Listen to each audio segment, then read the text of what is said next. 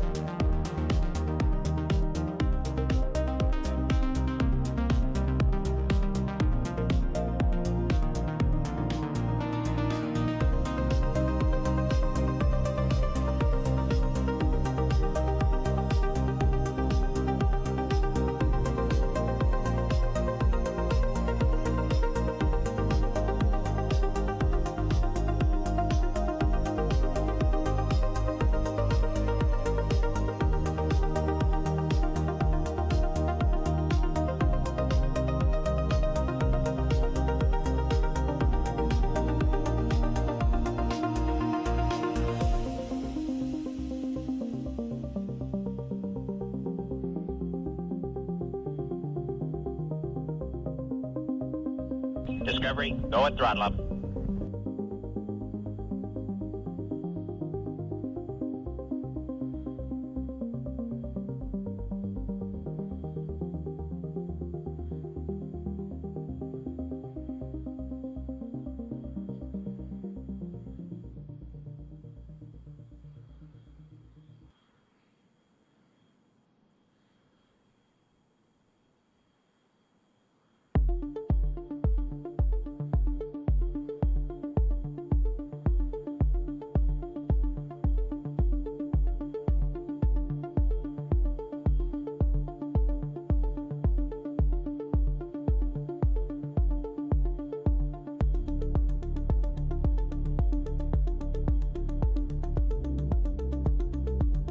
Discovery, go at throttle up.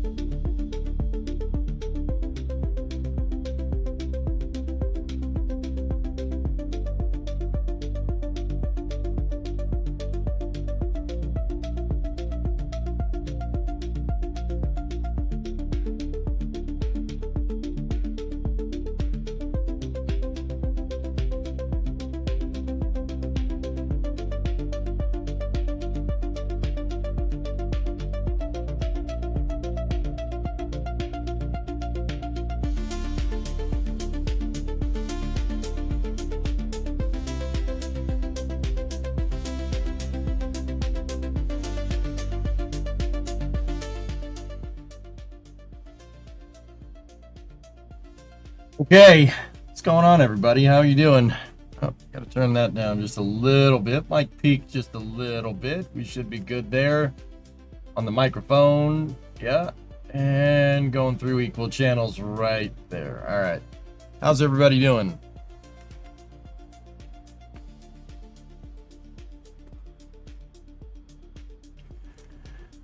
Okay,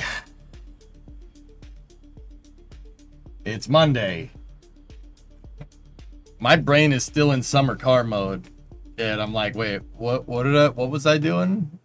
What was I doing before that? Oh yeah, that space thing. Yeah. I like that. That's good. How's everybody doing? Hope everybody's doing well. Alive, I think. Bro got a voice for radio. Thank you. I think. Hey, Brentster, what's going on? Discovery, go at throttle 51 up. month resub. Kyron had an 85 month resub with the hey, the 885 wasn't bad. Pados had a 18 monther before that. Hibbit had a 68 month before that, and Krasno had a 34. What's going on, everybody? How's everybody doing? Doing normal? I keep seeing the dance in your head. Oh. According to Google, summer doesn't end until 2:19 p.m. today. Yeah. Well, we completed our objective. I actually set out to get something done before deadline, and we did it. Dino, you're doing good. This is the last week of work before I go and complete your degree. Nice. Good fella. Hey, good fella. What's up? 43 month reset with the Taito emoji.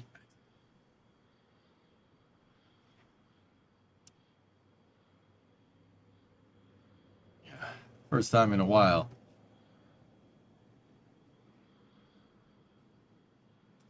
Yeah, man.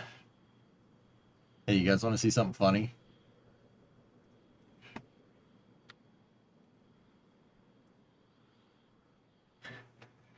Look at this. This was over the weekend. NASA safety panel warns Starship lunar lander could be delayed by years. David Willis says, if you haven't yet, it's time to seriously consider the possibility that Blue Origin's lander is the one that will be used on Artemis 3.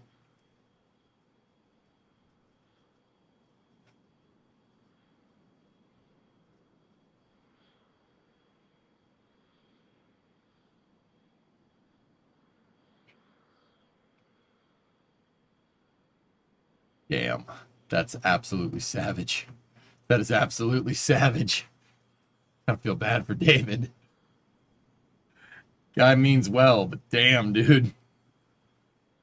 Damn.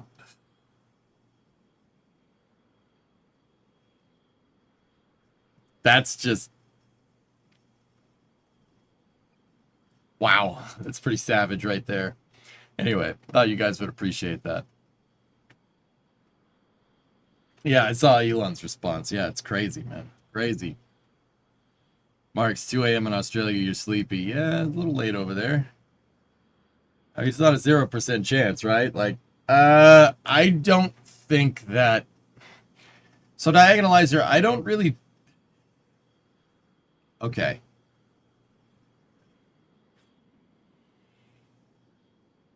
How do I explain this?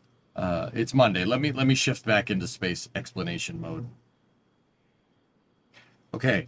SpaceX is working on HLS. They've been working on HLS for some time, dude. Like, they've been working on it. That's absolutely a thing. We just don't see it too much. A lot of the like secondary components and ancillary components to HLS, like the elevator and the airlock and stuff, that's stuff that's done behind closed doors. We're not gonna see it. You're not gonna see it at Starbase. You know, we don't have a camera on Hawthorne 24/7. You know, a lot of the components are being tested indoors. Some of them are being tested at Star Factory. We've seen some components here and there, but long story short, just because we haven't seen like the HLS lander doesn't mean that those components aren't being tested. We just haven't seen one yet. That doesn't mean that the thing is like, that doesn't mean that it doesn't exist. It absolutely exists. Like, we've seen components for it. We've seen the airlock for it. We've seen the elevator for it, etc., etc. It's definitely a thing. It just doesn't seem like it. It doesn't feel like it because we don't see much, and we haven't really had much in the way of a like technical update. You know? That doesn't mean it won't be delayed by years.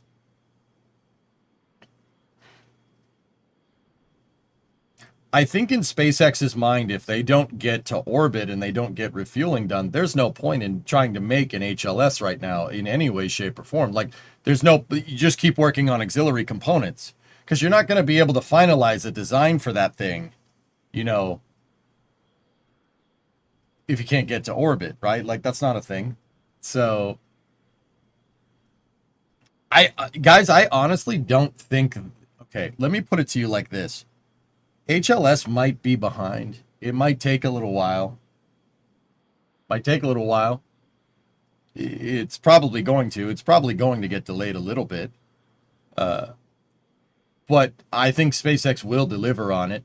I think they'll deliver on it fairly, like, in a reasonable time frame. Like, it's not going to be until we're not going to be waiting until the 2030s. I don't think so. I mean, if you take into account SpaceX's, like, rate of iteration, even taking into account the huge bump in the road that was Block 2, what do you think? Like, let's play devil's advocate here and say it's going to take some time. I think another year for orbital refueling. Like, this is the absolute worst case scenario, right? Another year for orbital refueling, right? And then you get that down. Maybe another 2 to 3 test flights. Before that, maybe another 2 to 3 test flights until they try for orbit. And then refilling by the end of next year. And then once that's in the bag, right, you will have 39A operational at the Cape, 2 pads operational in Boca, right, by the end of 2026, and Slick 37, the 2 pads at Slick 37 will be almost ready to go, right? And then by then the gigabays will almost be finished. Think about this for a second. Taking into account, like, worst case scenario, by the end of 2026, SpaceX will be in a very good position to get this thing ready to go. And then you could spend like a whole year, you could spend all of 2027 basically dialing in Starship orbital operations. And while you're doing that, build HLS out. I'd say at the worst case scenario, like 2028. That's like absolute worst case scenario. I think it'll be quicker than that. But I still think that will be quicker than Blue Origin Mark II. Blue's got to, once again, dude, they got to take, it's like the same thing, dude. Like, they got to get their landers pioneered out. It's going to take time. And then they got to get their rockets scaled up and ready to go. Like, something, dude, my gut's telling me something fishy is going on with New Glenn. They found something in that first stage that they don't like, and they've been fixing it. They redesigned something. They learned something from the test flight that they really, really didn't want. Something weird. Something weird's going on. You don't go from like, oh, we're going to launch 6 times to not like launching once. Especially with the waterfall engineering that Blue is doing, right? They're using waterfall style engineering. So they're engineering like Boeing or like Lockheed or like NASA. And in that regard, it's not like SpaceX where they say they're going to launch like 10 times and then don't, right? We can see good and well, like with the pads, why SpaceX isn't doing it, but they're using iterative design, which means you're much more flexible in making changes. When you have such a rigid structure to your engineering, when you need to make changes in waterfall design, it takes time. So something weird happened with that first stage that Blue didn't like. Somebody at Blue didn't like it, and they've been redesigning. That's my guess. But once again, I don't say that to concern Troll Blue or anything. Like I just told you, the worst case scenario with SpaceX. I think the worst case scenario with Blue, like their refueling architecture, they have to do it too. They got to figure that out. And they're using hydrolocks instead. So they got to get their vehicles scaled up, right? Arguably, SpaceX is already scaling up vehicle production, right? They got to get their vehicles scaled up. And then they got to test it. I think they're going to test it with Viper, which is great. I'm super on board with that. They should do that. I think even with Blue ramping the way that they are, I still think HLS will be faster. I think it'll be faster. I think Blue will get us there. To be 100% honest with you, I think Blue will get us there before... I think they could get us there before the end of the decade as well. They absolutely could. That's enough time, I think, to work out all the kinks with their lander designs and New Glenn and everything. They absolutely could. But SpaceX will also do that. So I don't really think like, oh, Blue Moon Mark II or, oh, SpaceX, like Starship HLS, like, I think the missions will go as planned because the overarching thing here is that NASA doesn't like changing the plan. And the plan right now is to do Artemis 3 with HLS and then Artemis 4 with HLS. And then Artemis 5 with Blue Moon, which makes more sense. It's most likely that the companies are scaling to those deadlines whenever they may be, right? And go from there. Do you think GS1 popped because of what and how it uses its landing stuff? I don't know. Hey, King Kitten, tier 2, 114 months. Thanks, man. I know it's kind of sus we haven't seen any of its hardware. What? Which hardware? My guy, I'm worried about B3. It's basically a new booster and engine design. So? What are you worried about? What, that it blows up? So what? Make another one. Who cares? Once again, iterative, man. Iterative. It's not NASA. Can you explain the title? Just came home from a week in LA, so I haven't really been following. Well, right now, NASA should be opening up a stream to announce their new astronaut class. And in true NASA fashion, we are waiting. We are waiting for them.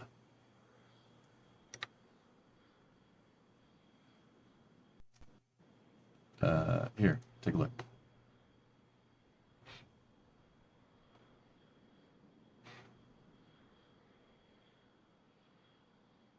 September 22nd, 2025 at 12:30 p.m. September 22nd, 2025 at 12:31 p.m. Okay.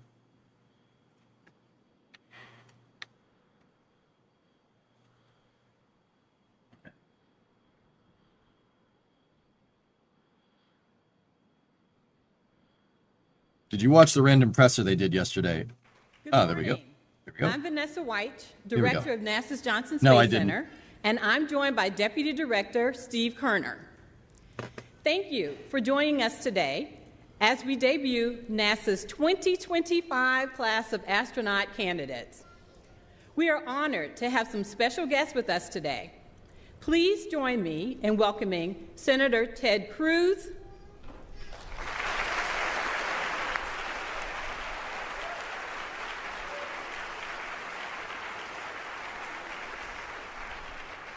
Congressman Brian Babin,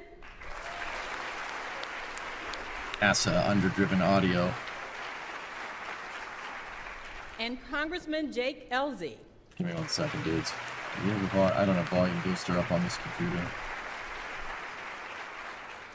We'd also like to recognize the offices of Representatives Randy Weber and Dan Crenshaw, and Texas Representative Dr. Greg Bonin, and we also have a representative from Senator John Cornyn's office. He always underdrive King Kitten. It happens every time. Additionally, Hey, Don we have Pettit's there. some NASA guests, senior leadership that are here today that are not on the program. So I'd like to introduce to you Ms. Casey Swells, our Deputy Associate Administrator, Brian Hughes, NASA Chief of Staff, Ken Bowersox, our Associate Administrator for Space Operations Mission Directorate, Ken's over there. Lori Glaze, our Acting Associate Administrator for our Exploration Systems Development Mission Directorate, and she's also serving as our Moon to Mars Program Manager. And from Marshall Space Flight Center, we have Director Joseph Pelfrey. And Stennis Space Center Director John Bailey. Today is a very exciting day for all of us here, for our nation, and for all humanity, as we will announce the newest class of astronaut candidates. 10 American men and women will begin their basic training that spans 2 years to eventually earn their wings and join NASA's active astronaut corps. That 2-year journey begins today. The next 2 years will be spent studying and training in our world-class facilities. They will learn NASA's history and our vision for the future. They will take classes in geology, land and water survival, and space health. They will even get to train in our high-performance jets. They will engage in a variety of technical activities to prepare them for the missions that will help NASA push the boundaries of exploration, travel to new destinations in the solar system, and inspire the world through discovery. We look forward to supporting them and their families along the way. That's right. The Johnson Space Center is proud to be home to America's Astronaut Corps. But we are also proud to lead several key programs and organizations for NASA. We lead the management and operations of the International Space Station while supporting several companies as they design and develop commercial LEO low Earth orbit destinations. And through the Commercial Crew Program, we partner with industry to develop and operate a new generation of spacecraft and launch systems. Artemis flight planning and operations are also conducted here.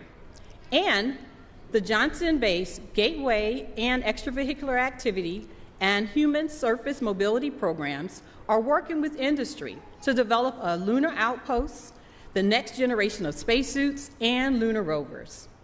In addition to these significant human spaceflight programs, Johnson implements for the agency commercial lunar payload services, an instrumental part of Artemis, through partnerships with industry to provide robotic capabilities for the Moon and Mars.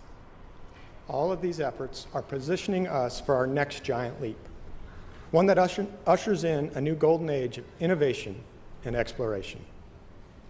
The astronaut candidates we announced today will help us get there.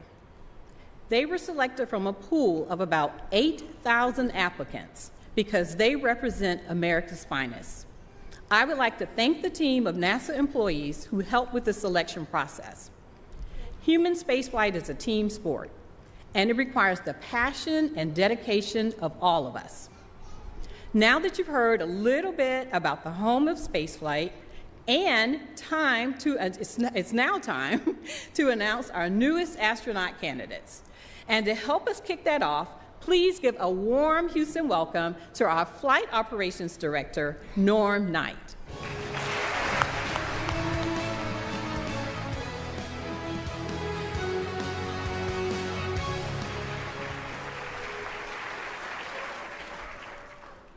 Thank you, Vanessa. Thank you, Steve. And good morning. 4 years ago, we named 10 exceptional individuals in our most recent class of astronaut candidates.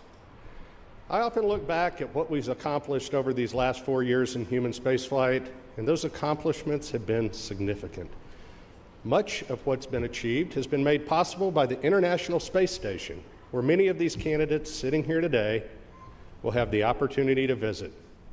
Every lesson learned aboard station has paved the way for where we're headed next, to the Moon, this time to stay, and on to Mars.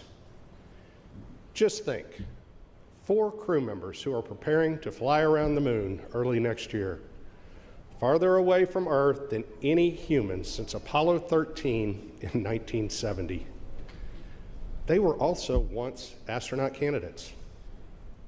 Today, 10 more distinguished individuals are joining the NASA family as the newest generation of explorers to further our reach into the golden age of innovation and exploration.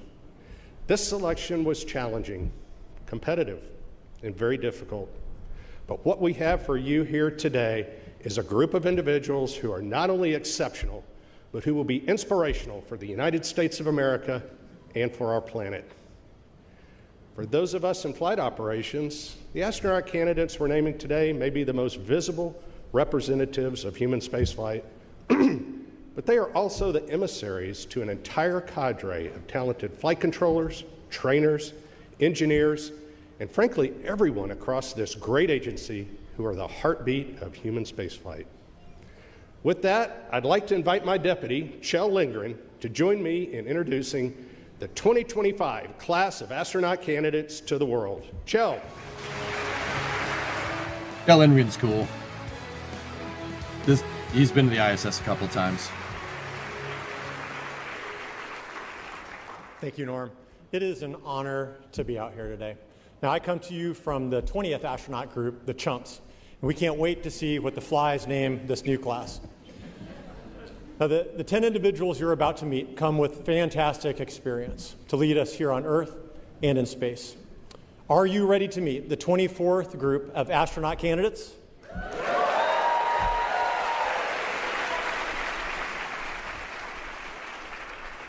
All right, let's get started. He's a Chief Warrant Officer and Experimental Test Pilot in the United States Army. From Charlottesville, Virginia, Ben Bailey.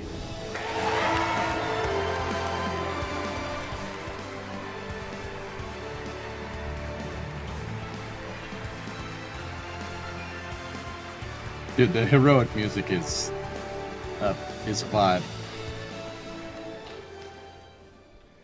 She's a geologist who worked on the Curiosity Mars rover and Artemis 3 science team. Discovery, Originally go at from throttle up. Sammamish, Washington, Lauren Edgar. Why does the way they're announcing it sound like a Jeopardy question?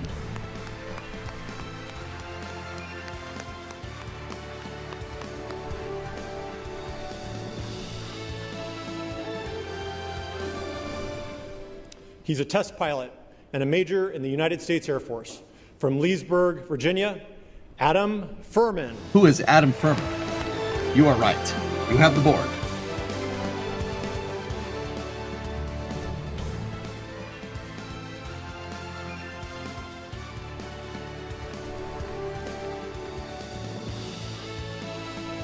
They have assigned seats. He's a test pilot and weapons officer in the United States Air Force. From Savannah, Illinois, Major Cameron Jones.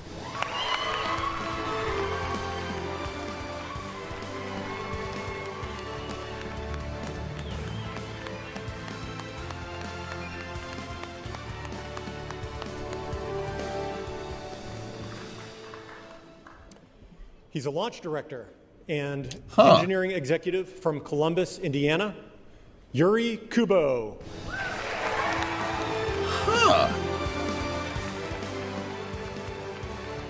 Cool. Launch director. Wonder why they need a launch director astronaut.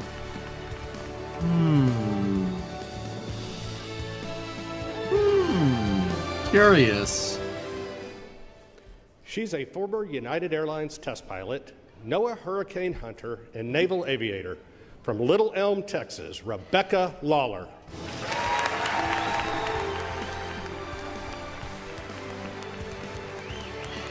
Cool. Hurricane hunters are a little bit crazy. The right kind of crazy, though, to do stuff like this. That's cool.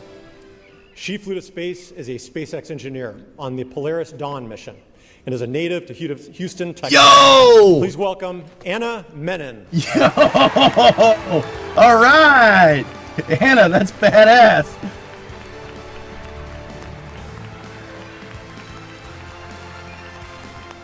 Dude, that's cool, man. All right. That's pretty sick.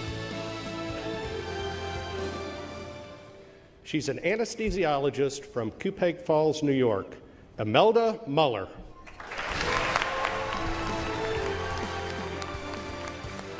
I don't know anything about her. That's cool, though. Anesthesiologist. Huh. Bones. Dude, that's awesome that Ann is there. That's so cool. She's a lieutenant commander in the United States Navy and a test pilot in the F-18 Super Hornet. From Goshen, Kentucky, Erin Overcash.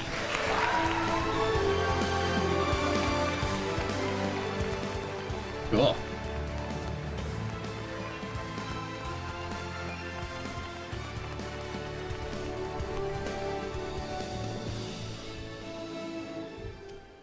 She's a former flight test engineering director at Gulfstream Aerospace and United States Marine Corps test pilot.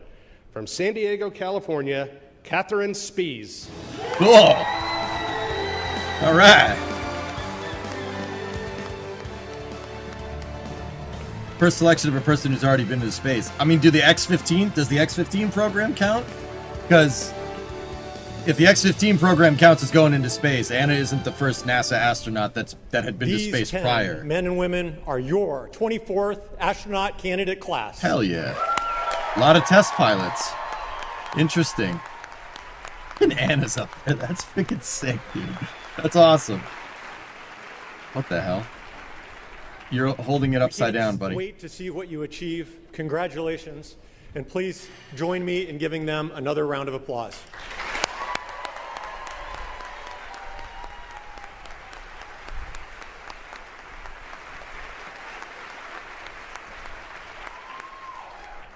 Wow. Wow. At NASA, we are more than just a team. We are a family.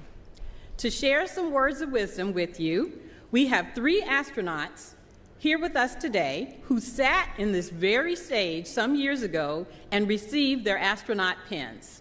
Please welcome NASA astronauts Chris Birch, Nicole Ayers, and Chris Williams.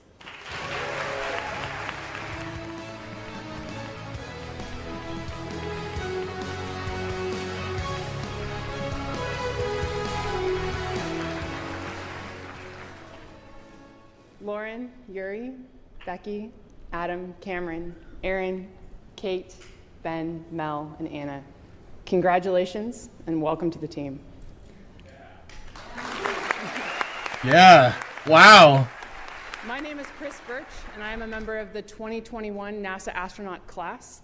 I'm here with 2 of my fly classmates, so this is officially a swarm.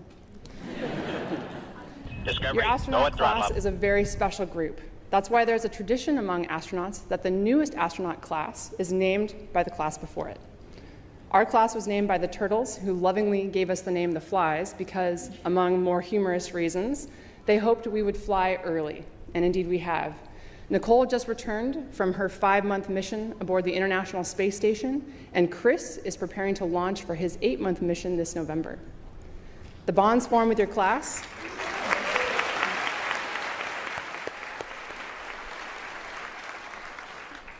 The bonds formed with your class are very special. Astronaut training is an apprenticeship. We learn from our trainers and our instructors, and we are constantly learning from each other. Your training builds a foundation of trust that will carry you throughout your career and on to your future missions.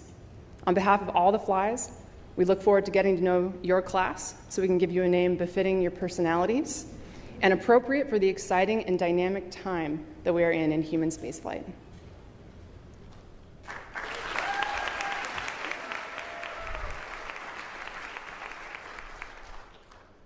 As Chris mentioned, your next few years are going to be all about learning and training. In many ways, it's like drinking from a fire hose. You'll be asked to learn, not just learn, but to master new skills and disciplines. Move the Some mic of closer, these bud. might be familiar to some members of your class, like flying an aircraft or characterizing crystals in a rock. But others are going to be totally new to you. I know for me in my class, it was an incredible experience the first time we were underwater in a spacesuit under 40 feet of water in our neutral buoyancy lab, practicing a spacewalk to repair a space station. That was totally new and just an awesome experience. Thankfully, you're going to have some of the most talented and passionate instructors and an incredibly dedicated team here at NASA who are going to help you through this. We could not do what we do without the amazing support that we have here at the Johnson Space Center and from the entire NASA community. But some of the most special moments will come as you find how much you get to learn from each other, from your classmates, your peers. It's really a rare opportunity to be surrounded by a group of individuals that all come from different backgrounds, different fields, and with different experiences, but who are at the highest levels of their professions. When I have a question about the nuances of flying a T-38 in formation, I can turn to my fighter pilot classmate with thousands of flight hours and ask her a question. When I'm wondering about the design of a biology experiment on the ISS that we're learning about, I can turn to my bioengineering classmate and ask, why is this experiment designed the way it is so I can understand how it works?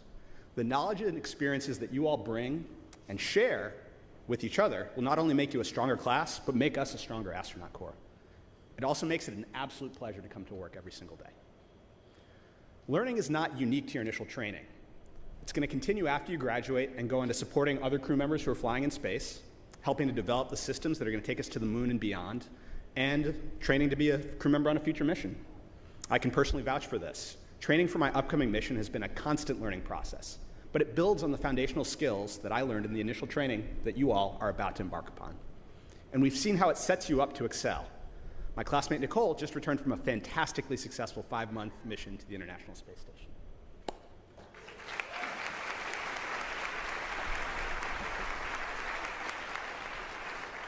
Thanks, CW. Well said. You know, we all look back fondly on our time in those seats, being welcomed into this NASA family. The next 2 years will be a whirlwind, but they'll be some of the best moments with the best people. As NASA furthers human spaceflight, we can't wait to see you all get assigned to a crew and get welcomed into a smaller family that is that crew. Whether on a space station crew or a crew that's headed to the moon and eventually onto Mars, we build bonds that span generations and borders. We're so excited to see you all eating a family dinner with your crew somewhere on potentially an exploration vehicle or even a habitat somewhere. I know I personally loved our family dinners on the International Space Station. But before we go, we have some very special guests who couldn't be here today, my space brothers and sister, and the family I got to share some amazing moments with. They're currently living and working aboard the International Space Station 260 miles above the Earth. And they're also cheering you on. And they prepared a special message for you guys. So please join me in welcoming NASA astronauts Johnny Kim, Zena Cardman, Mike Fink, and JAXA astronaut Kim Ayui.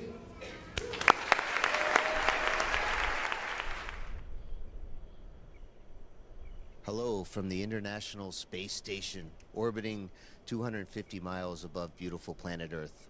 I'm NASA astronaut Mike Fink, a proud member of the class of 1996 Sardines, and we wanted to offer a huge congratulations to the 2025 NASA astronaut candidates. That's you. We wish we could be there in person to welcome you, but we're so grateful to be up here. We're nearing 25 years of continuous human occupancy aboard the space station, and the work we do will prepare us for missions beyond low Earth orbit. You're joining NASA at an exciting time. We're in a new era of space exploration, going to the moon and on to Mars. We can't wait to see where your journey takes you. We're a close-knit group in the astronaut office, and we're thrilled to welcome you into the fold. You can always count on us for support, but you should also lean on each other as a class too. The people sitting beside you right now will become more than colleagues. They'll become lifelong friends. We can't wait to meet you when my crewmates and I are back on the ground. Until then, learn everything you can, get to know each other, and most importantly, enjoy the ride. We'll keep the space station in great shape for when you get here.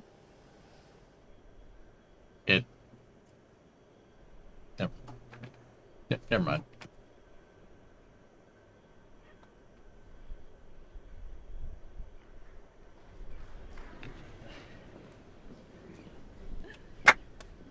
Thank you, Johnny, Zena, Mike, and Kimia. Oh, we weren't supposed to clap, sorry. And we can't wait to welcome you back home soon.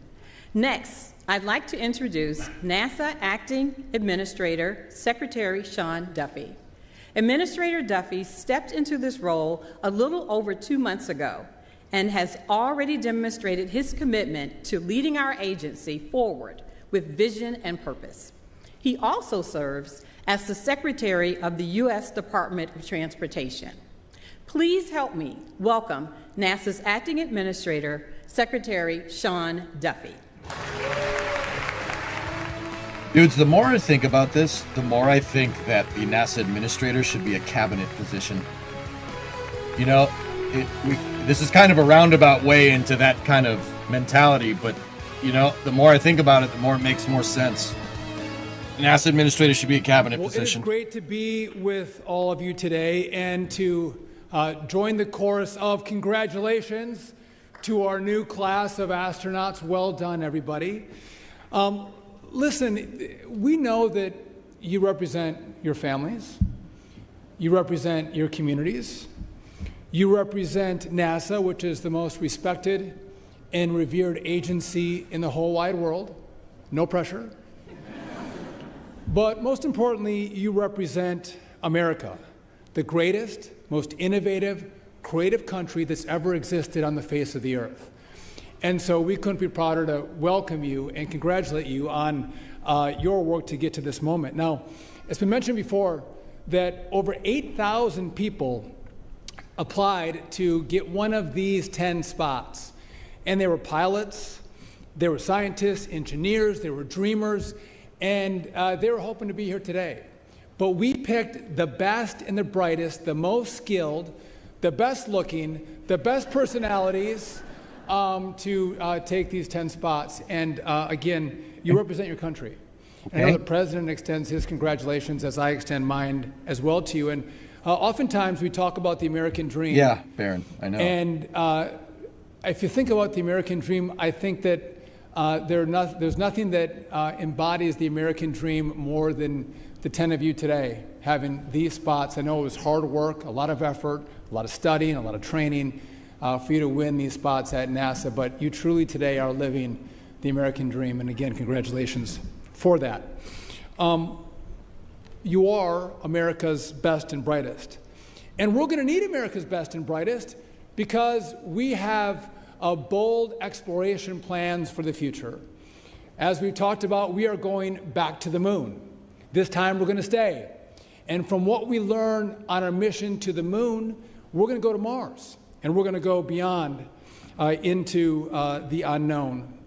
He's ad-libbing. Now, some are challenging our leadership in space, say like the Chinese. And I'll just tell you this, I'll be damned if the Chinese beat NASA or beat America back to the moon. We are going to win. We love challenges. We love competition. And we are going to win the second space race back to the moon with all of you participating in that great effort.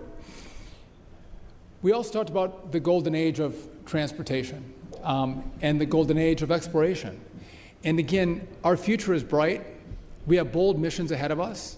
It's going to take money. It's going to take grit. It's going to take courage to actually meet this moment with these missions, with this vision. And I know all of you have the heart to do that. What I find most exciting is I know you guys, they've been NASA employees for a week, I think, 7 days. And I got to meet them earlier today. What I found interesting as I met our new cast of astronauts is that one of these 10 could actually be one of the first Americans to put their boots on the Mars surface, which is very, very cool. Again, no pressure, NASA. We have some work to do.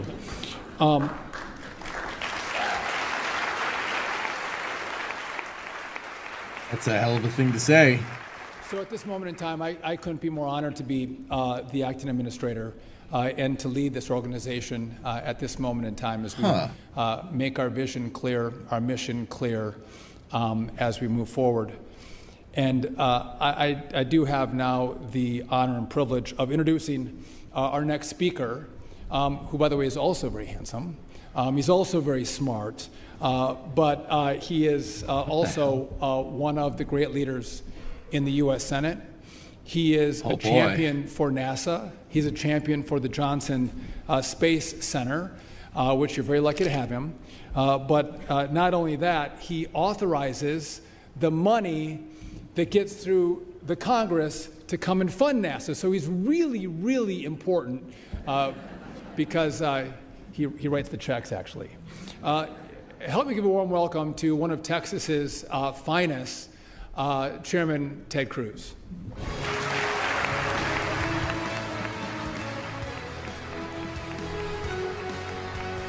Okay. Let's see how this goes.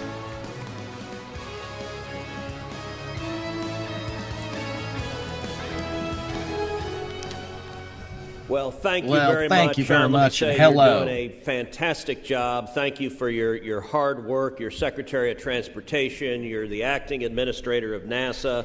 I think you're trying to compete with Marco Rubio to see who can have the most jobs. Discovery, go at throttle. And I look forward to seeing you named as the Archbishop of Washington, D.C. I think you can do that job. An excellent job as well. Let me say at the outset, I am really, really glad in the United States Senate that an incoming class is not named by your predecessors. That just would not work out well, so y'all are brave. And I assume you want to be really nice to your preceding class so that they don't give you some terrible name. Speaking of terrible names, actually, I have a call on you, Mr. Administrator, Mr. Secretary, for some strong executive leadership, which is the name of this event is ASCAN.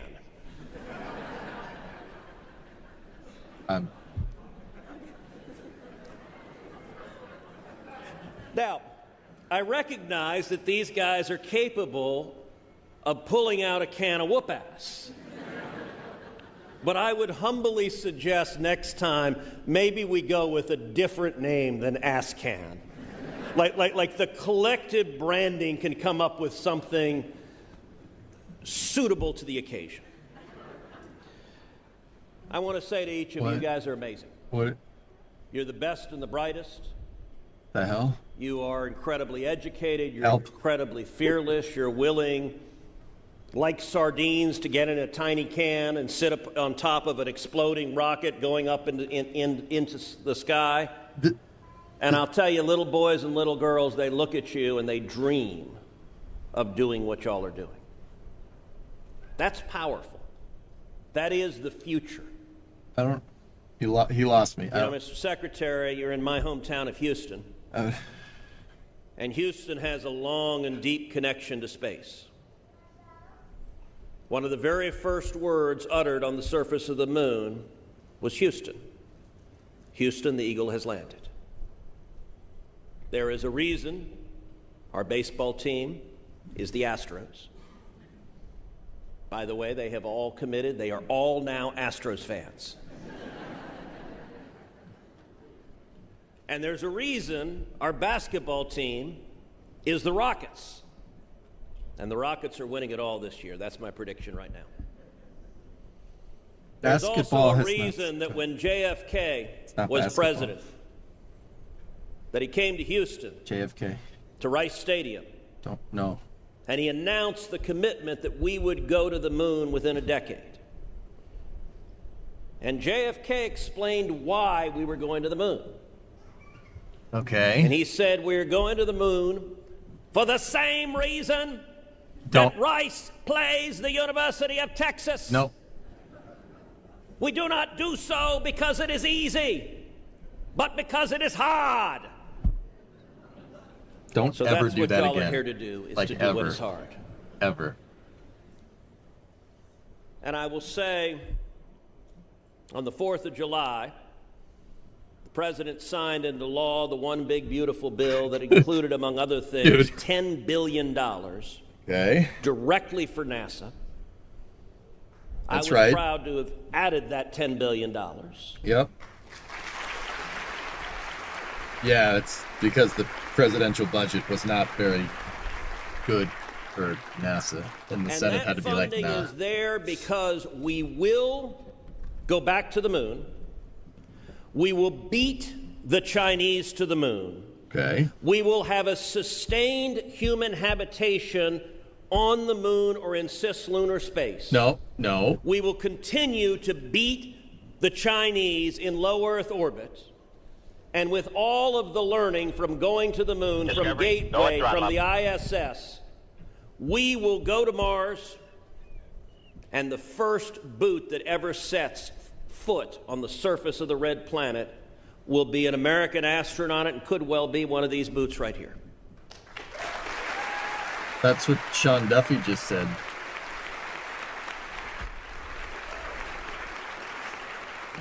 Okay. And I have to admit, as a girl dad with two teenage girls aged 14 and 17, I'm particularly proud of all the women here and the fact that with Artemis, America is going to put the first woman on the surface of the moon in the history of mankind.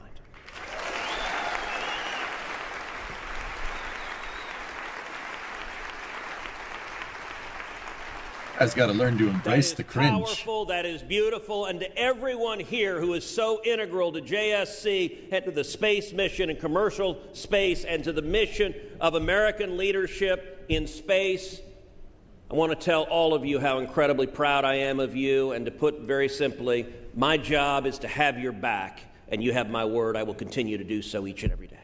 Believe that. I believe that.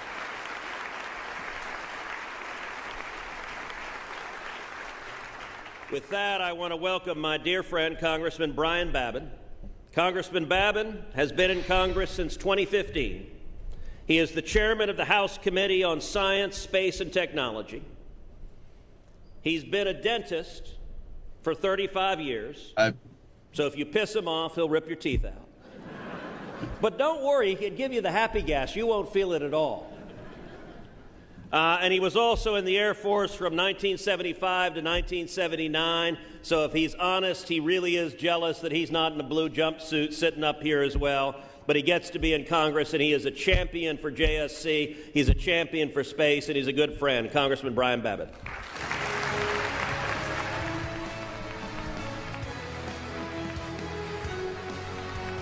Oh, this is space. I'm in Hey, space. mango sauce. Get to the sub to Joe Dierte.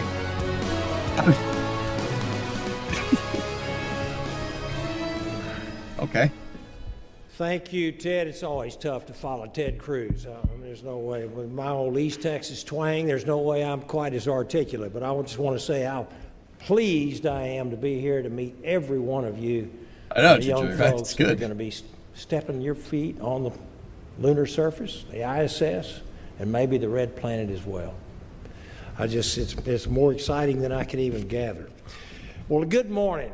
Great to be here with everyone. What an incredible privilege it is to be here to welcome this new class on this exciting day. I'm trying to pay attention. Of astronauts. Unbelievable. Today's announcement concludes a rigorous selection process that began more than a year ago with thousands, literally. These people were chosen from a cast of many thousands of people, of individuals, applying to join the ranks of our esteemed astronaut corps. And I want to thank every astronaut in here and former astronauts as well for your service. Space exploration has always stirred something deep within the soul of the American people. It is impossible not to be inspired by those who devote their lives to it. And I just want to say congratulations to each and every one of you. Each of you embodies the qualities that have defined NASA astronauts for more than 60 years. Think about that, 60 years. Courage, ingenuity, curiosity, and so much more are the virtues that you have. This class of astronauts will help lead the next chapter of human spaceflight. Some of you, as already been stated, will have missions on the moon. Some of you may take humanity's first steps on the red planet of Mars. All of you will carry forward missions that today exist only in our dreams. But together, we're going to make these dreams a reality. For generations, American astronauts have been a source of national pride for our country. You will now take up that mantle, carrying our flag proudly and fearlessly into space. But your mission is larger than exploration alone. At a time of growing global competition, NASA's work is more important than ever. It is national security, folks. We must be on that lunar surface first. We must remain a presence of America in low Earth orbit. This is important. We cannot fail there. We also have to hope and that the stars will guide us into all the endeavors that we are dreaming about. There's much work ahead, but the challenges will shape you, will strengthen you, and will embolden you. As a representative for Johnson Space Center, I'm so very proud that many of you will soon call Houston home and join this community that has long been the very center of America's space legacy. So please know that we believe in you, we are counting on you, and we are praying for you and for your great success. May God bless you all, and may God bless our space program. Thank you so very much. You seem to really be pushing Mars. That's real interesting, dudes. Real interesting. Huh. Thank you, Senator Cruz and Congressman Babin. We truly value all the support you give to NASA's efforts, and we value you as being our elected officials. And a huge thank you to Secretary Duffy. Now, I'd like to invite Chief Astronaut Joe Acaba and Deputy Chief Astronaut Nicole Mann to help us get to know the class. Joe and Nicole are responsible for managing astronaut resources and operations. They help develop Astronauts I'll talk more flight about crew that gossip way operation after. I like concepts listening. and make recommendations for crew assignments for future spaceflight missions. I'm trying to keep quiet here and including pay attention. astronauts It's to be hard assigned sometimes, to though. fly on Artemis. Welcome, Joe and Nicole.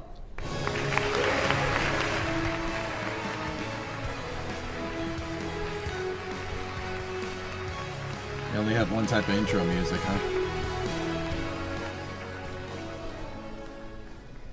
Soft power All right, projection thank you, cue. Vanessa, and welcome to our newest astronaut candidates. I hope you are ready for the wild ride that is coming. We asked a lot of tough questions of you during the interviews. Now's a chance for you to relax and share a little bit about yourself as individuals. All right, now for some of you, this is not your first introduction to NASA, and we are excited to have you back. So Lauren, Yuri, and Becky, tell us about your previous experiences here at NASA and what your job was at the time of selection. All right, well, I'm happy to kick things off. I'm Lauren Edgar, and I am so excited and honored to be here today. My NASA experience actually dates back to my days as a NASA intern working at the NASA Goddard Space Flight Center. I spent 2 summers there, and then I participated in a number of NASA programs throughout college and grad school. More recently, I've been working at the U.S. Geological Survey and helping to contribute to the exploration of the Moon and Mars. So I've participated in NASA missions, I've contributed to some of the geology training and testing, I've worked on the Mars Exploration Rover mission, Curiosity Mars Rover mission working with JPL, and most recently the Artemis 3 science team. And through these experiences, I've had the chance to see the amazing team that makes this all possible. And I just wanted to say I am so excited to be officially part of the NASA family and can't wait to be serving in this role along with all of my new classmates here. Thank you.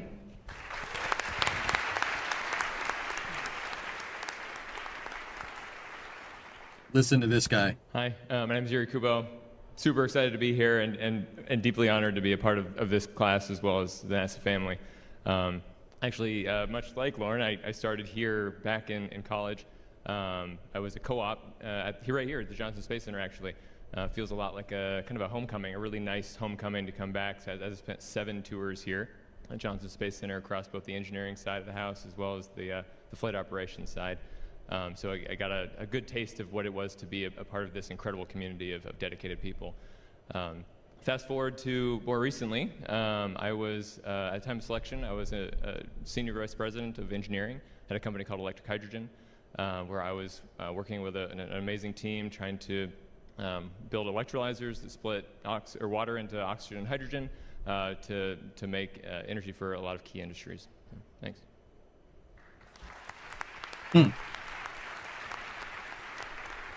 He didn't mention it. That's weird. Hi, I'm Becky Lawler, and it is just an awesome honor to be able to be up here today. My previous work with NASA was actually through interagency work that NASA does. When I was in the Navy, I flew as a guest research pilot on Operation Icebridge in the NASA P3 out of northern Greenland. I was giving away the next part. My second time working with NASA I was working for the National Oceanic and Atmospheric Administration, sometimes referred to as NOAA, and I was a NOAA commissioned officer. And I got to work with NASA on certifying instruments that were really important in forecasting hurricanes during hurricane seasons for the NOAA hurricane hunters. And at the time of my selection, I was United Airlines flight test captain and technical pilot, which is a test pilot. And I'm so excited to use all those experiences and everything to be a part of this incredible team and play my role in our endeavors as a class.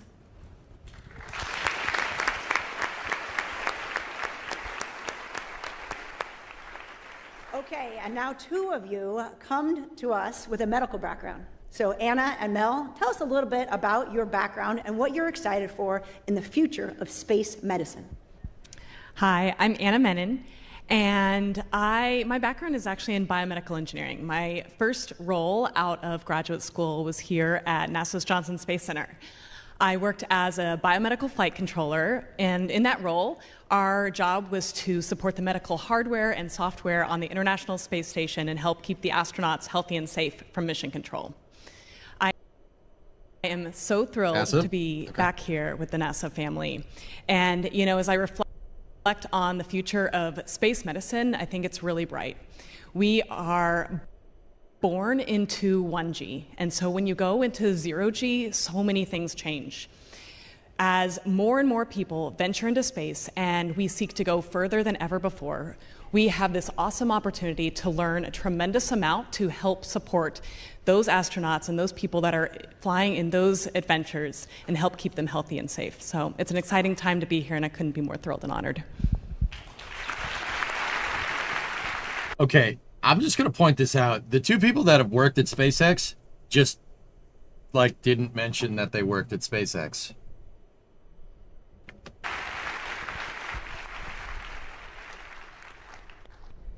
My name is Imelda Muller. I sometimes go by Mel, and previously I was an undersea medical officer with the Navy. And that experience gave me the opportunity to work with multidisciplinary teams in experimental and saturation diving. And I developed a passion for learning about the way the body adapts in extreme environments.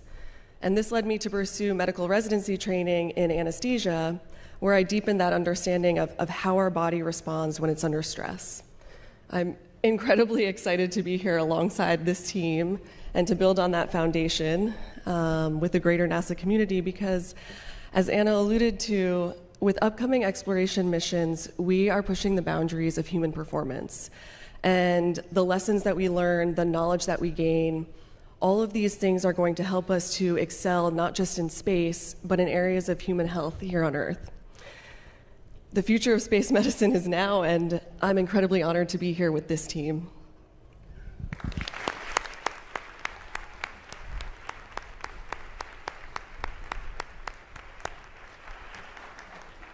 We have 6 test pilots in the group. The following questions are for a few of you, our jet pilots, Adam, Cameron, and Aaron. One of the highlights of my career was being the person, along with April Jordan, to let you know that you had been selected to join the astronaut corps. The responses were varied, and they were awesome. So 2 questions. What was it like to get that call, and how do you think your flight test background will help you in your astronaut training? Hello, everyone. I'm Adam Furman, and when I received the call, I was driving home from work, and it was a pretty busy rush hour. At first, I was just in disbelief. I had to take the first exit, but then came the excitement and just extreme gratitude for the opportunity to join this amazing team, and I was happy to finish the drive home and share that news with my wife and kids who are here with us today. As far as experience in flight test, as test pilots, we don't do anything on our own. We work with amazing teams of engineers and maintenance professionals to plan, simulate, and then execute complex and sometimes risky missions in aircraft to collect data and accomplish a mission, all while assessing risk and making smart calls as a team to do that as safely as possible. And I'm happy to try to bring some of that experience to do the same thing with the NASA team and learn from everyone at Johnson Space Center how to apply those lessons to human spaceflight.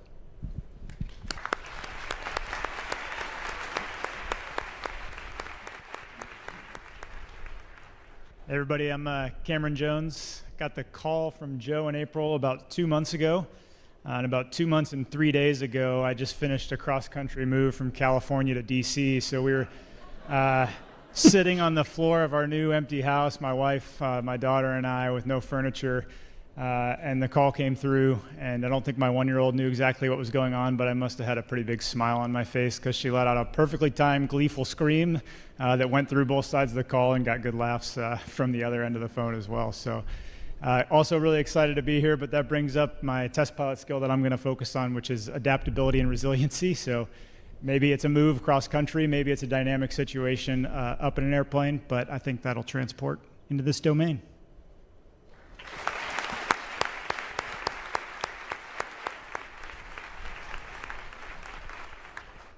Hello, I'm Erin Overcash, call sign Loft, and when I got the call, I was about a week away from joining my next squadron on deployment. So I had my sea bags packed, ready to go meet the aircraft carrier. I had just finished flight training for the day. And my spouse and I were on the couch. We get a call from an unknown number, and we both look at each other, and then we were like throwing blankets and pillows. Oh my gosh, where's the remote? Turn the TV off. And we had like one last pause of a moment, making eye contact, knowing that this phone call could change our lives, and it did. Then the way Joe phrased his part of the conversation, he effectively said, "Do you still want the job?" And the first words that I said on the phone were, "No way." I mean, yes, of course, but like, no way.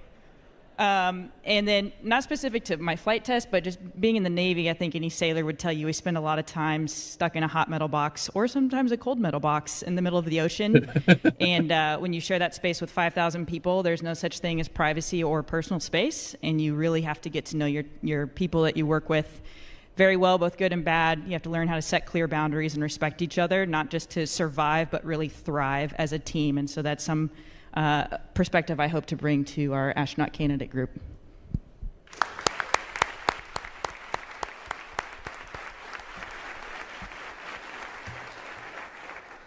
We're all very glad that no way meant yes. So thanks for that. Now let's talk to our two helicopter pilots, Ben and Kate.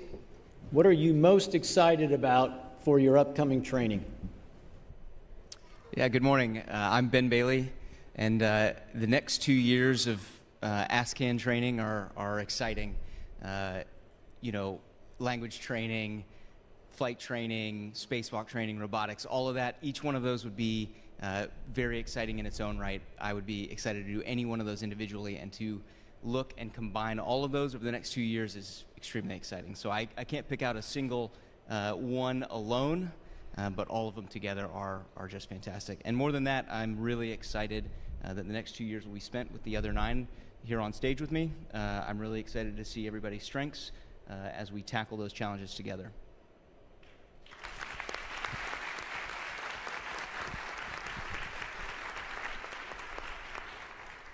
Good morning. I'm Catherine Spies, and Ben knows this, but when you're flying a helicopter and you're sitting in the cockpit, there is a lot going on.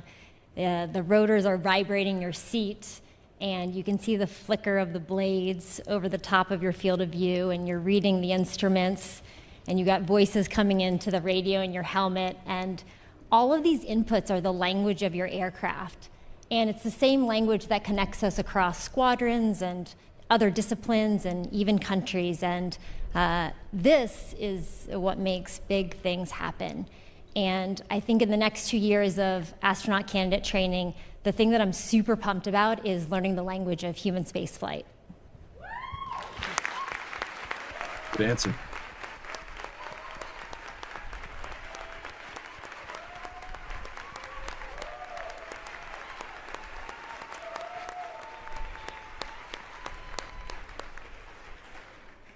Not that we're not having fun already, but how about a little more fun? So y'all have worked around the world and trained for various career or personal events. So why don't you share with us something that maybe not everyone would know about you? Okay, I'll start. I spent my first year as a naval officer in the Navy's world-class athlete program, so I was effectively a professional rugby player. I lived and trained full-time at the Olympic Training Center with the USA rugby team. Word. Cool. All right. I'll go next. Some of you might be familiar with a sport called Ultimate Frisbee. What some of you might not know is it became a professional sport, actually, in 2012. And I had the honor of representing Indianapolis, Indiana, as a professional athlete for the inaugural year of that sport. Cool. Rugby. All right, well, those who know me well, including my 9 new best friends on the stage here, know that I love to do handstands everywhere that I go. I grew up doing gymnastics, and I've always loved the outdoors, so it kind of evolved from climb a mountain to a handstand at the top, but it seems to have followed me everywhere around the world, on tops of mountains, on top of glaciers, the bottom of the Grand Canyon, pretty much everywhere that I've gone, except on this stage today. Can't do handstands in space unless you're on the moon. Well, Lauren, that is great news. My New Year's resolution this year was to learn to walk on my hands. I have made 0 progress, but maybe before the end of December I can get a few pointers. Thank you. That was interesting. America's finest with lofty goals. We love it. Discovery, go at throttle up. So you all come to us with a variety of experiences, and each of those will help you during all of your training. The next few years will be filled with hard work and new adventures. This will allow you to carry that spirit of human spaceflight to the golden age of innovation and exploration. Here's a little glimpse of what lies ahead for you. Good luck. Hi, astronaut class of 2025. Frankie. I'm NASA astronaut Frank Rubio, and I'm honored to welcome you to the NASA family. Congratulations on making it this far. We'll be starting on your training right away, so I hope you're ready, because this is where the fun begins. For more than 60 years, Daddy. NASA has been gathering data on how humans live and work in space. And now, we're going to share that knowledge with you. Whether a mission takes you to low Earth orbit, further into space on the surface of the moon, or perhaps one day on the surface of Mars, we're going to get you ready.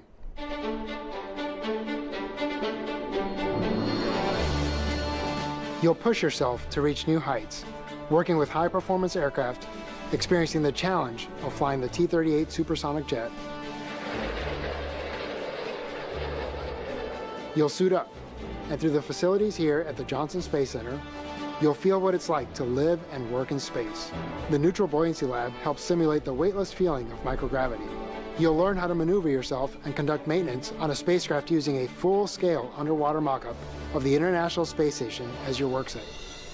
Back on land, you'll train inside other mock-ups of space vehicles, learning emergency procedures, maintenance, and repair of spacecraft, along with how to contribute to future developmental programs. You'll grow and discover what it means to work as a team, bonding with your fellow classmates as you endure and share experiences. You'll learn survival skills in the wilderness, where working together is the best way to overcome the challenges of a rough terrain. You'll splash into water survival training, where your crewmates are as essential as your gear to keep you afloat. You'll see things in a new way by using the latest in virtual technology. You'll take command, controlling a robotic arm made for moving spacecraft, hardware, and astronauts around the International Space Station. Bigness! We're going to get you into shape as you learn about staying healthy for long-duration space missions. From mitigating bone and muscle loss through exercise, to practicing first aid and understanding the basics of nutrition and self-care. But there's more to learn. You'll play a part in mission control, where you'll experience a day in the life of the people who keep watch over the astronauts and their vehicles. All these tasks and more will make up your astronaut training. These basic skills can be transferred and built upon for any space mission in your future, no matter where you go. You'll become part of a legacy of those who trained before you, continuing the adventure they started and looking ahead to the future of human exploration. So suit up, it's time to get to work and let the astronaut training begin.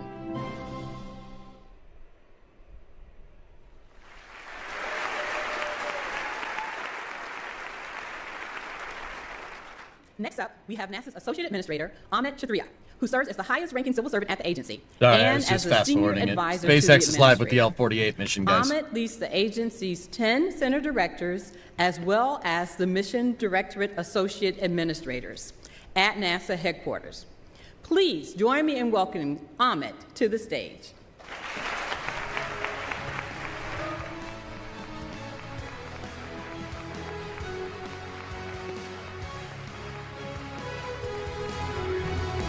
SpaceX is live.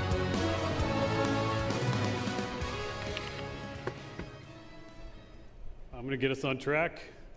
Time-wise, it's great to be here. It's really an honor. Just since I do want to add a little bit to the concept of the astronaut candidate, just for Chairman Cruz's benefit. I'm not an astronaut, obviously. I was a flight director several careers ago in the agency, and I was with the 2013 astronaut class. That was when we combined parts of the astronaut office with the rest of flight operations, and we were combining our parties too. So we had a small class. There was 3 of us.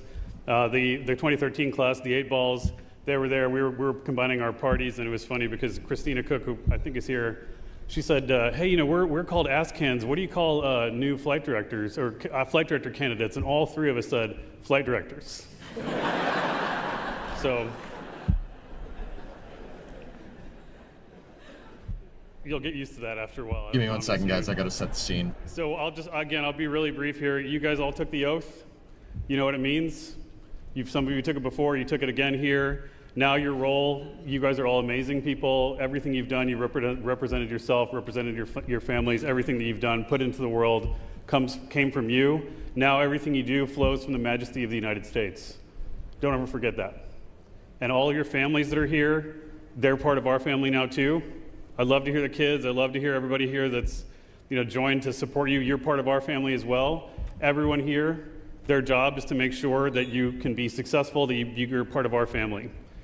Exploration, many people have talked about in many more eloquent ways than I can talk about what exploration means. I'll tell you, I'll just add one thing. Exploration is about coming home. And my commitment to you as your leader is to make sure that you come home. And I'll ask everybody in this room that feels responsible to make sure that they can bring the crew home as well. On your feet, please. We're going to tell you, we're going to bring you home. Oh.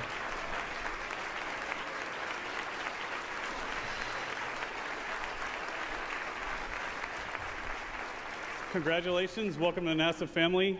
I look forward to you guys doing amazing things. We'll be right there beside you. So I'll leave it to the director, Vanessa Weiss. Amit is an engineer through and through. We're going to bring you home. Bye. We got to keep on time. Thank you, Bye-bye. Ahmed. That was awesome. This class is as spirited as they are talented, and we cannot wait to see what their skills, creativity, and promise bring to our astronaut corps. Thank you all for joining us today and celebrating in this moment. And thank you to our esteemed guests and speakers. We appreciate your support for this new class of astronaut candidates as they embark on their training journey. Today has been a celebration of drive, determination, and devotion. As we wrap up, I want to invite all of our astronaut candidates to center stage because this next part is for you. Let's give them a round of applause.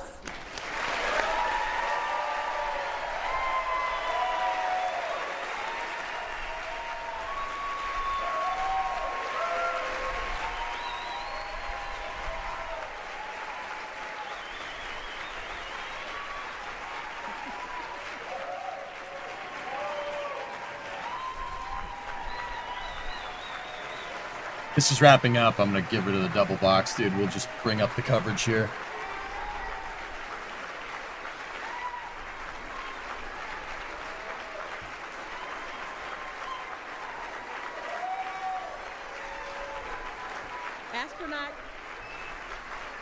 Astronaut candidates, as you begin to take your first steps in your training journeys, you are gearing up to join a rich and storied history of humans who have dared to reach beyond. No, but I didn't watch You any will build football on this over weekend. 60 years of human spaceflight exploration experience. You will seek knowledge and understanding and share it with the world. And when you go, you will go together, and we will all be with you. Astronaut candidate Group 24, we are proud of you, and your country is proud of you. Your next giant leaps start here. Thank you, and Godspeed.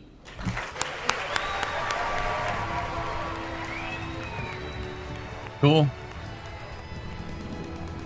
We will talk more about that in a second, but we're going to flip gears real fast right here to a Falcon 9 launch. Strong back, and that's the same structure, just a different name. There you go. The TE plays a very active role in launch. Don't know if you realize this launch is out of Vandenberg. This is the L-48 mission. National Reconnaissance Office launch number 48, so L-48 for short.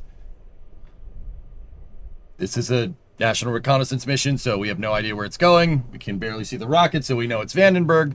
Booster flying today is 1081 on its 18th flight, and it will be doing a return to launch site. It's going to land over there somewhere. The landing pad is down there somewhere. Somewhere. This is SpaceX's 120th mission for Falcon 9 this year.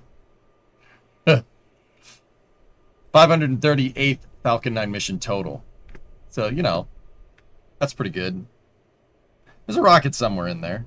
Propellant is loaded late into the countdown. Propellant is loading right now. No, they are working on first stage liquid oxygen topping and then second stage liquid oxygen topping off here as well. Should be basically wrapping up first stage and second stage tanking at about the same time. You'll hear the calls for them in the mission. The process will wrap up in 2 steps. Coming up shortly, the first stage will finish around the T-3 minute mark. Then the second stage will finish LOX loading about a minute later. Looking ahead at T-60 seconds, Falcon 9 will enter startup. Pogo. Stage 1 LOX load is complete. Stage 1 LOX loading is complete, which wraps up the propellant loading for the first stage. Now, after Falcon 9 has entered startup at the T-60 second mark, the rocket's onboard flight computers will take over the countdown. And from there on out, the countdown is fully autonomous. Just inside of T-2 seconds, the 9 Merlin 1D engines will ignite. And once they're at full power, Falcon 9 will lift off the pad and begin its climb to orbit. At just under T-2 minutes and 30 seconds, the payload remains healthy and the rocket is tracking no issues. With that, Falcon 9 is nearly fully fueled and heading into the final minutes before launch. The next major milestone that we're watching out for will be the completion of Stage 2 liquid oxygen loading, and that should be within the next 10 seconds.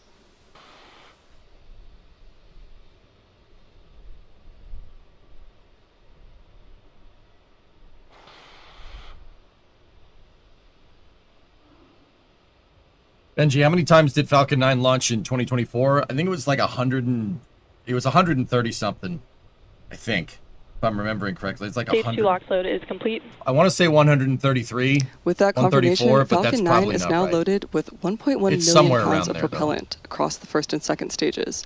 And at this point, you've probably also noticed the white clouds venting from the rocket through the fall. Gas close out. That's condensation from venting the cold oxygen gas overboard to maintain nominal pressure on vehicle. Gas closeouts have started, which refers to the venting and shutting down of gaseous systems such as topping off the tanks and sealing vents to maintain pressure. RTLS foiled. At this point, we are standing by for confirmation that Falcon 9 is in startup at the T-1 big cloud minute right mark. there? That means she's got a full tank of gas. Well, oxidizer to be fair, but inside of 1 minute, Falcon 9 is in startup. should go into startup. There it is. At this point, the autonomous flight computers 132. have taken Thanks, over the Les. launch countdown, and stages 1 and 2 are pressing for launch. Everything's Next fine, up, Chief. we'll hear Yep, from the launch we're good. director for the final go. Nice to know that in Silent Hill, humidity LD is go for launch. Launch rockets. Nice. Launch director We've reports just go. heard the launch director give that final go, so let's listen in to the final seconds of the countdown. T-minus 30 seconds. T-minus 30 seconds. I just said that.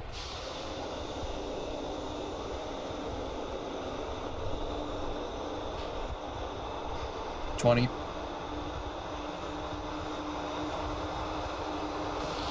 T-minus 15 seconds. 10. T-minus 10. Pad deluge 9, system is on. 8, 7, 6, Sound 5, suppression water system 4, is 3, on. 2, 1. Ignition. Ignition. And liftoff of Falcon 9. Go, SpaceX, go, NRL 48. Okay. Got a late morning launch out of Vandenberg. National Vehicles Reconnaissance. pitching downrange. National Reconnaissance Office L48 MOD mission chamber pressures are nominal. is in the air. Got a good call for pitch kick and good call for chamber pressures here. Vehicle's now executing roll program, which will align Falcon 9 on its proper flight azimuth for orbital insertion.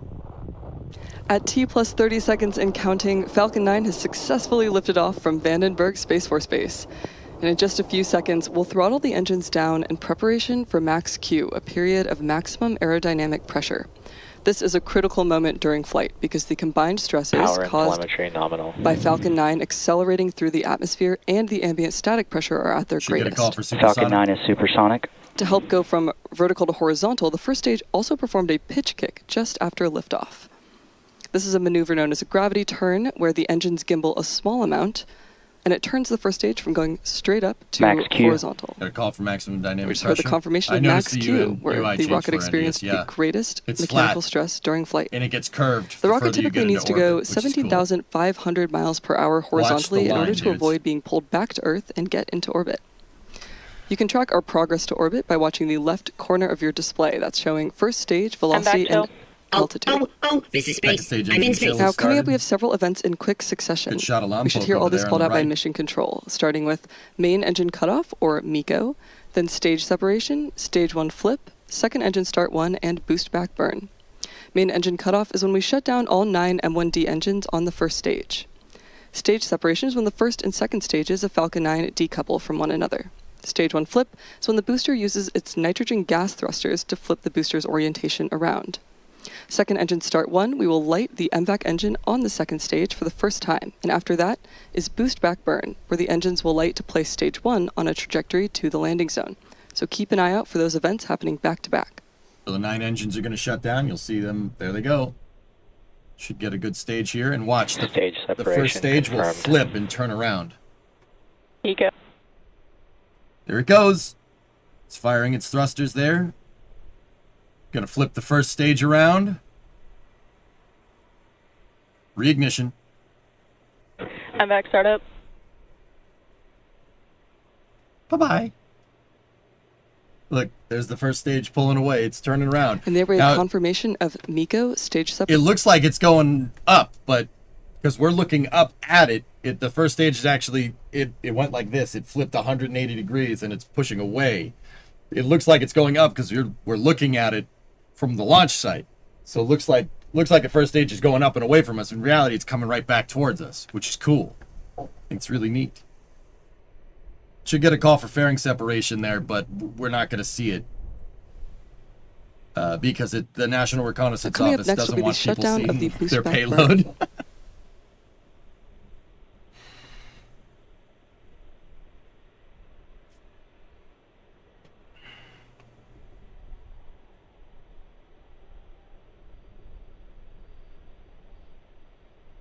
Nitrogen We are thrusters currently there doing work. at T plus 3 minutes and about 30 seconds into today's got shut mission, down and on the the boost next back major burn. milestone is coming up at the T plus 6 minute mark, when you should see the first stage's entry burn on your screen.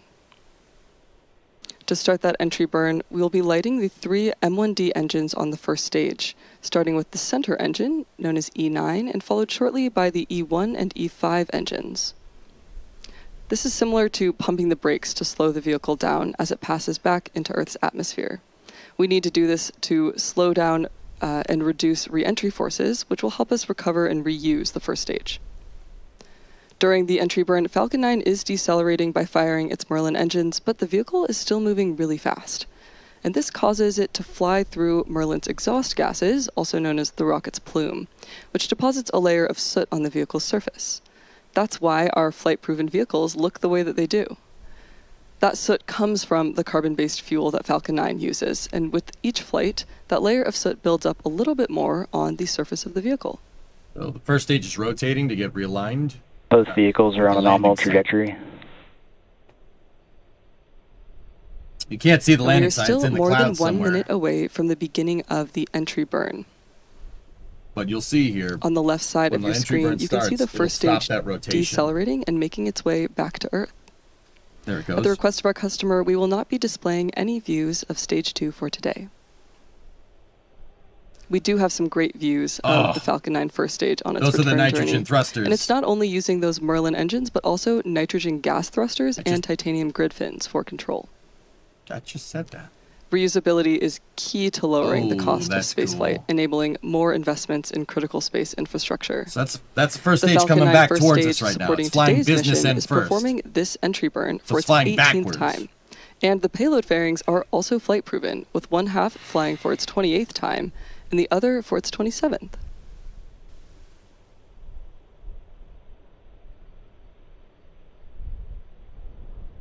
Okay. Should get a start of the entry Now, burn we here, are my about favorite 15 part. seconds away from the beginning of the entry burn, which is the second of 3 burns that Falcon 9 will perform on its way back to Vandenberg. You'll see the engine graphics light up as the engines themselves do on the bottom of your screen. Supersonic retro propulsion initiate.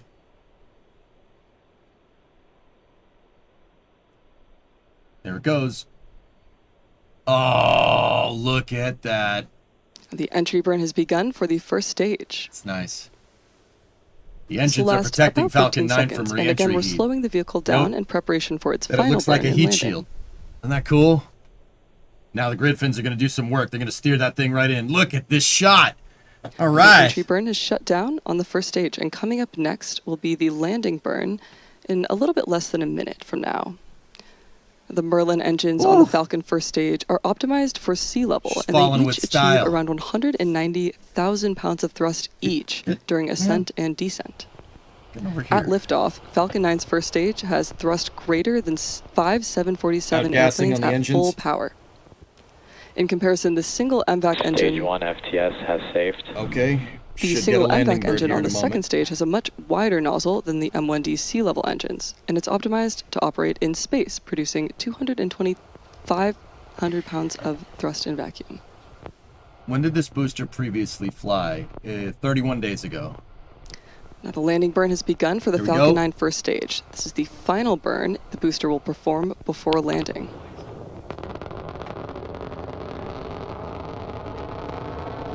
Okay. You're going to call for landing legs?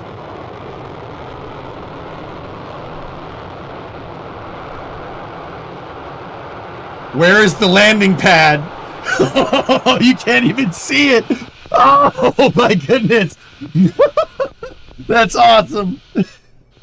Another successful That was landing of our trippy. Falcon 9 rocket. Whoa. This was the Stage 2 is in terminal guidance. This was the 18th launch and landing for this first stage. What? Now, as a reminder, we will not be showing any Stage 2 or deployment views at the request of our customer. So with that landing of the Falcon booster, we will Pretty be bringing good. our webcast to a close. Pretty good, man. We'd like to thank the NRO for entrusting us with today's mission, and we'd also like to thank the Range and FAA for their support. If you're interested in more launch coverage, head over to Yes, spacex.com/launches for the most up-to-date information. Dude, that and when was- you're there, check out our new department Wait, what was that? during our upcoming launches with details Oh, the such as departure board. All right. Dude, that landing was trippy. I was like, wait, where's the ground? I can't see it. I can't see anything. But there was schmutz on the camera, so it was making it look all weird. You could still see some parallax from the clouds moving there, but it looks like it's staying stationary, dude. What an optical illusion that is. And then the next camera's like it punching down dead center. That was weird, man. That was weird.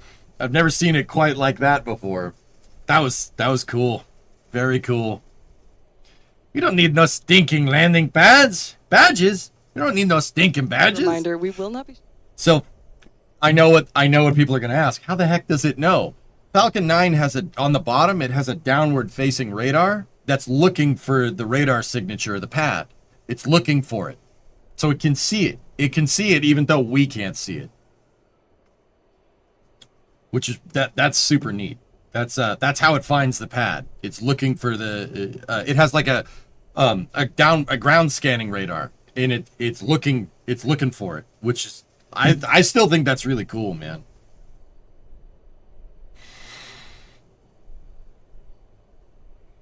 That's pretty good stuff, man. So that was the L-48, and we have a new NASA astronaut class. So it knows where it is because it knows where it isn't. Yeah.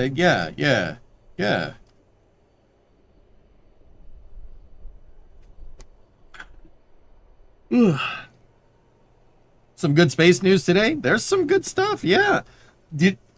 Okay, antics aside from Ted Cruz doing a very, very awful New England accent, like, Ted, don't do that again. If you need somebody to do it for you, I got you. I can do that, but please don't ever do that again.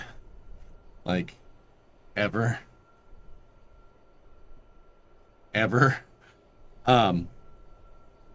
I'm sure you saw, but Artemis 2 mission briefings tomorrow and Wednesday. Really, Kevin? Oh, all right.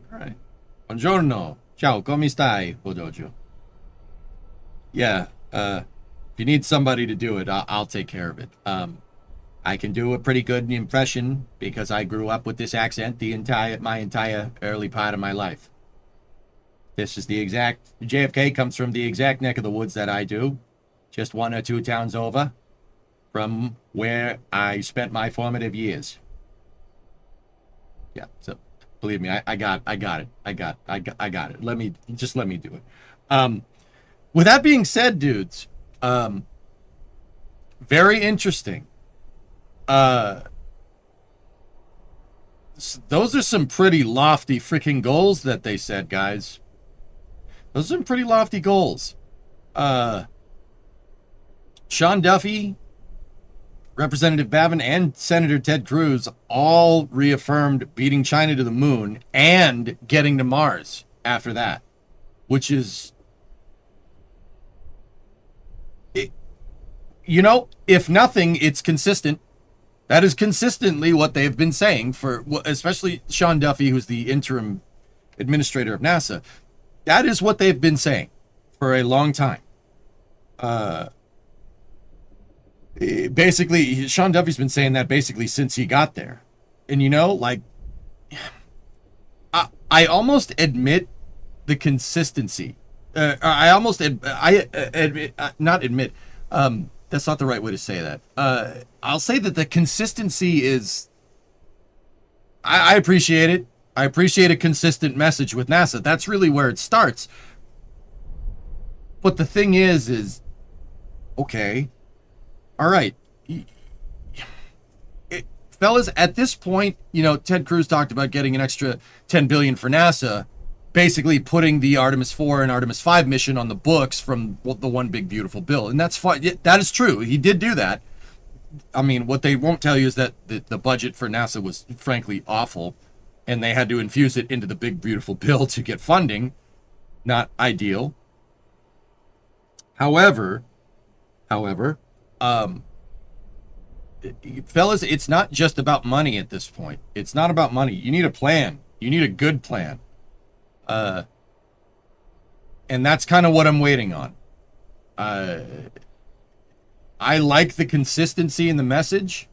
I like the idea. NASA should be bold. They should be doing this. Dude, I don't think it's even about money at this point. I think NASA has the cash to get done what they need to get done.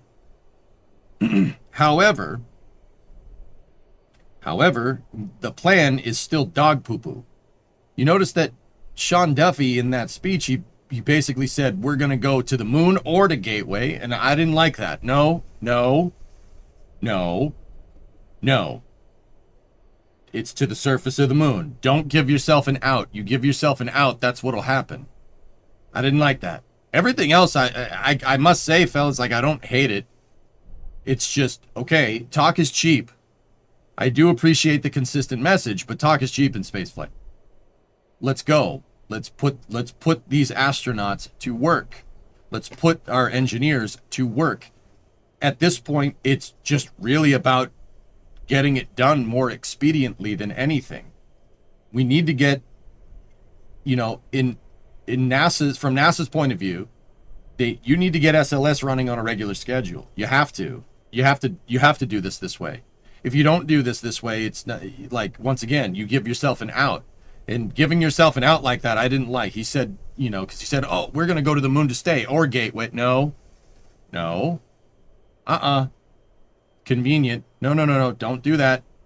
Because if you do that, the second you do that, that's what's going to happen. I don't like that. Other than that, though, I do appreciate it. But once again, we need a plan. Is SLS a good enough rocket to be able to do a lunar architecture by itself? It could be. You need a good plan to do it. You need a good plan.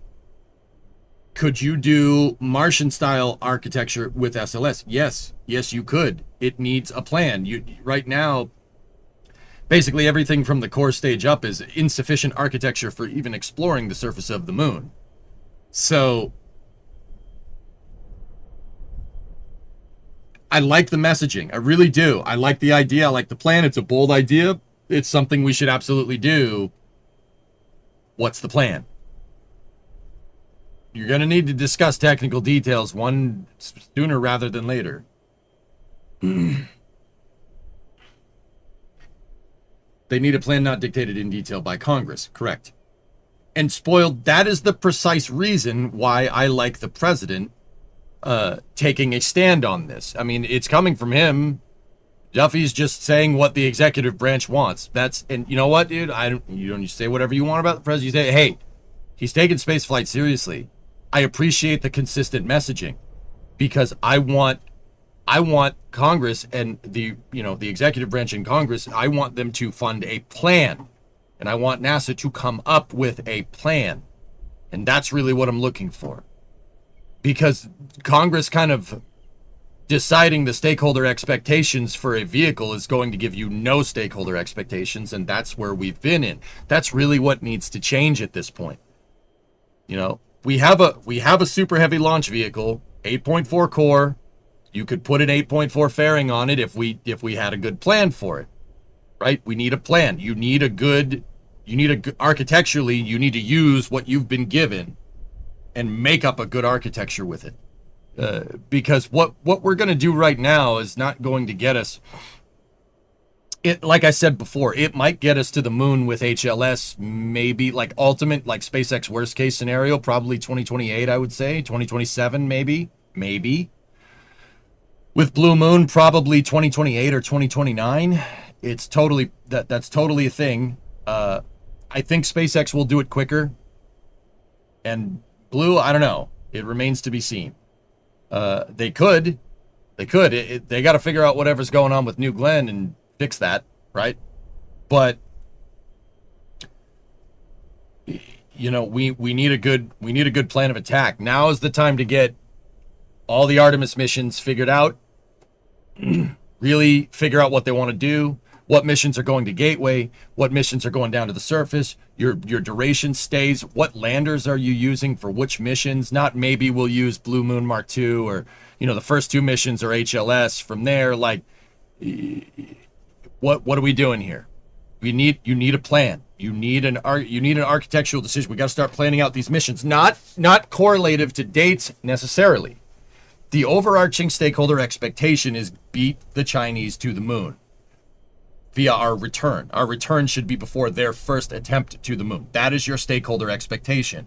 I appreciate the consistency there because that's where it starts. It starts from the top. You need a goal, and you need to go with it. Do some people like that goal? Probably not. Do I like that goal? Hey, it's something. It's something better than kicking the can down the road. Not gonna lie to you. Some people might not want to hear that, but it's true. A consistent, clear, bold goal is how you start to do this.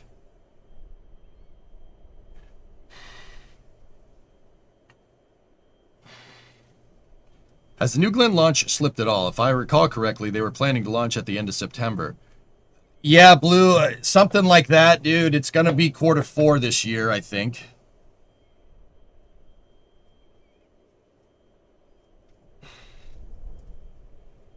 That is precisely what I'm talking about, Spoiled. You need to fix that. NASA needs to get back into the game of denoting, taking the stakeholder expectations and building architecture around those stakeholder expectations. Now, unfortunately, core stage and boosters, that's kind of locked in stone at this point. But, dude, that's fine. You can put SLS to work, dude. That is absolutely a thing. You could do it. Put SLS to work. It needs a better upper stage, and it needs a bigger fairing, and Orion needs a better service module.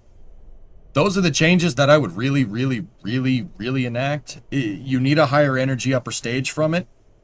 The EUS is okay. It's not... It's really designed around just getting to Gateway, and because it's only designed, it and Orion are only designed around getting to Gateway, that kind of really shoehorns your lander architecture. Long story short, because some bonehead decided going to the Gateway first was a good idea, which, once again, not the worst idea. It's not the worst idea if it's 2015. It's a terrible idea if it's 2025 and you're trying to get back to the surface of the moon by the 2030s. That's a terrible idea.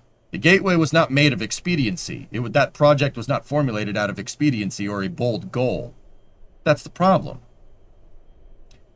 So SLS, from basically the core stage up, needs to be refactored if you really wanted to do this. Will it happen? Don't know.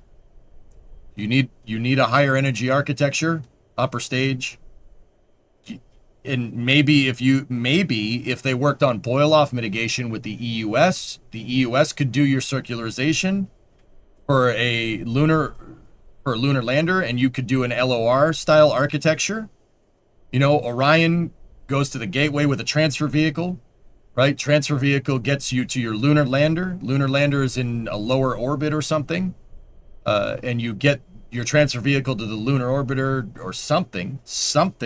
But putting gateway out in that rectilinear halo orbit really kind of shoehorns your architecture. You either need a gigantic lander that can basically go from lunar capture all the way down to the surface, in which case you'd probably be looking at a 3-stage lander architecture, or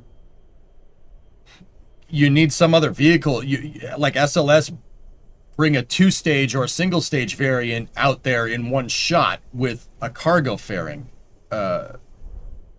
because Orion is not adequate to get. You're going to need a 3-stage lander if you're launching on a Block 1B.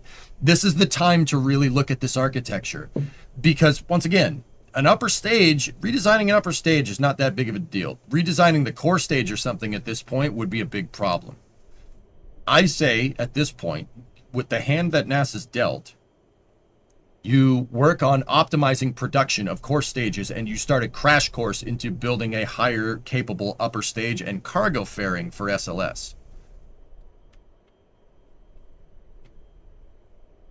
Can we still use the J2X?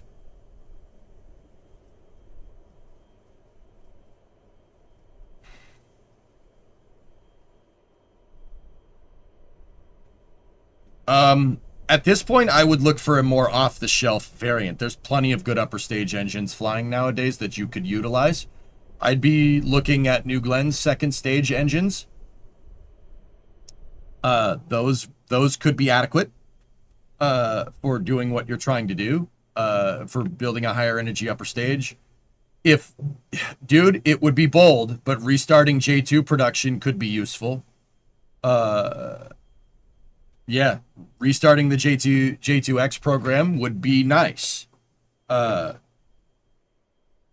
once again, it's not. NASA needs to go. They need to learn how to be expedient again, and that starts with the executive branch making a very bold goal, because that forces expediency. You know.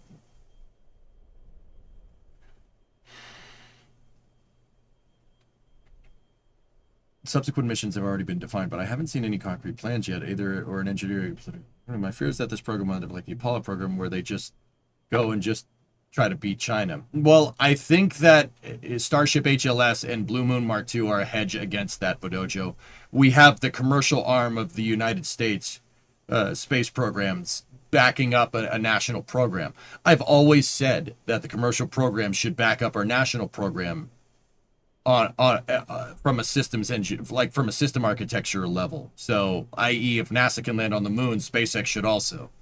NASA can focus on doing the bold goals, and then commercial can supplement that with resupply. And so, basically, NASA can keep going.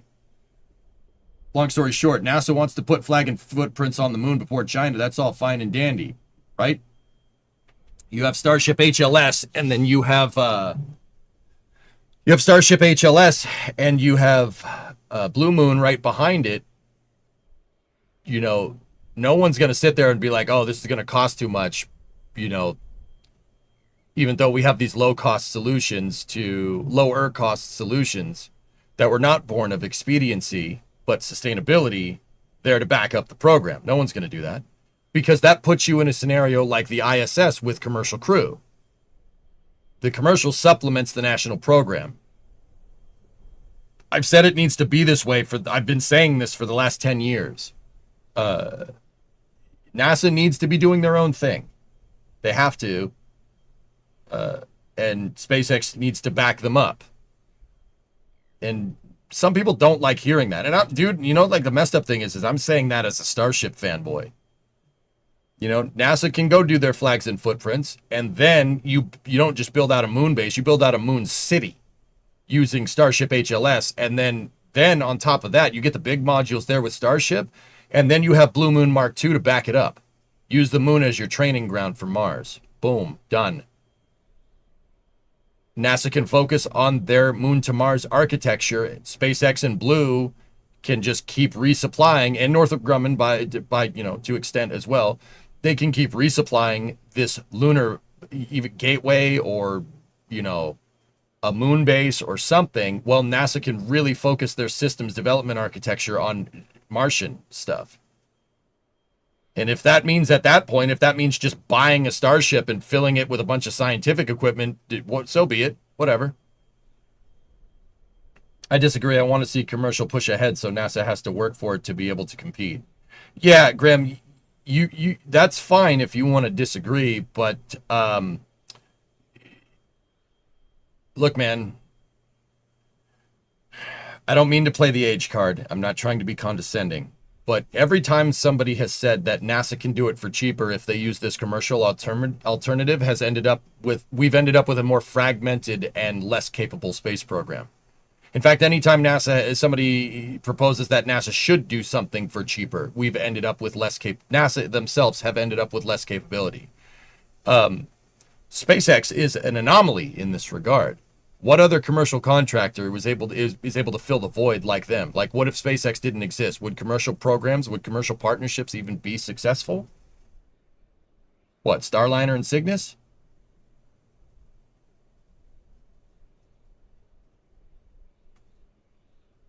Any news on when Dream Chaser is going to try a launch? I have no idea what happened to that thing, Tigris.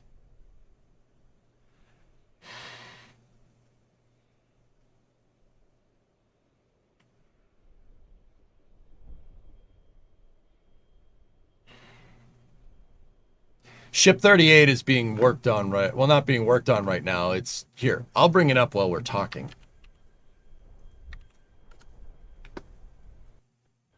Tripwired, what's up? And Artemis 3 is entirely dependent on Starship on-orbit refueling, right? Which we've not seen at all yet. Wild to commit to such an aggressive timeline for the moon human landing without any of that capability being demonstrated yet. Kennedy committed to the lunar architecture in 1962 or 1963. Before we even, that we just put somebody on orbit. So, look, man, you got to be bold. You have to. If we had gone by that argument, dude, we would have never landed on the moon, right? Dude, seriously, when Kennedy gave his speech, September 10th, I believe it was 63, the Rice Play Texas speech that Ted Cruz talked about in the astronaut candidate thing. When he gave that speech, we had barely launched somebody into orbit. Barely. Done a couple of Mercury missions. John Glenn went into space and orbited, and that's about it. The Saturn V was a twinkle in von Braun's eye at that point. They barely got the SA-5 mission off the pad, which was basically a dud upper stage, a dud CSM, a dud launch escape system, and a barely functioning Saturn I first stage. You got to be bold with this stuff, dude, and it's easy to doubt, but being bold is what's going to get us there. That historically has proven to be accurate. For sure, that era was absolutely incredible how everything came together in such a short timeline. Yeah, dude, that's what I'm saying. We got to do that again. You have to do it again, man. Okay, let me rephrase that. That's not exactly right. If we want to do what the president and the executive branch's goals are at this point, and Congress seems to be on board. Congress seems to be on board here. The administrator seems to be on board. The president seems to be on board. If we want to do this, it's not even about getting NASA more money at this point. You have such a fragmented architecture because we chose to have a commercial company make our spacesuits, and we chose to have a commercial company do our lander. It's such a fragmented architecture. At this point, what I would do is bring those programs in-house. Keep the AXEMU as a backup. Maybe HLS as a backup too, but you want flags and footprints. You got flags and footprints. If you want to do that, you need a higher energy upper stage. You need to go back to doing something like Apollo. I know that's not what people want to hear, Because you could make the argument that flags and footprints aren't sustainable. Now, I'm not saying cancel HLS or SLD or AXEMU. I'm not saying cancel any of that. I'm saying keep going with that, but refactor NASA's own internal architecture to not be dependent on commercial operations. Meaning NASA should be able to get to the moon with our own lander. Build your own lander. You need a LEM. You need to get a LEM on the books. Orion needs an upgraded service module if you want to do something like this. I'm sorry, those are just the facts. You want to beat them back to the moon, you want to do it expediently, you're going to need crash course funding for a lander, for an upgraded service module, and an upgraded upper stage. You basically need to refactor from the core stage up if you want to do something like this. Dude, think about it, man. 5 years, that's doable. It's doable. That's doable. Sure. Absolutely. We got to want to. And I think we want to. I think we do. Congress seems to be on. Everybody seems to be on board here. So maybe it'll happen. But who knows? Why does NASA need 100 different people to develop everything from a suit to a coffee mug? Because, well, Graham, that's what I'm talking about.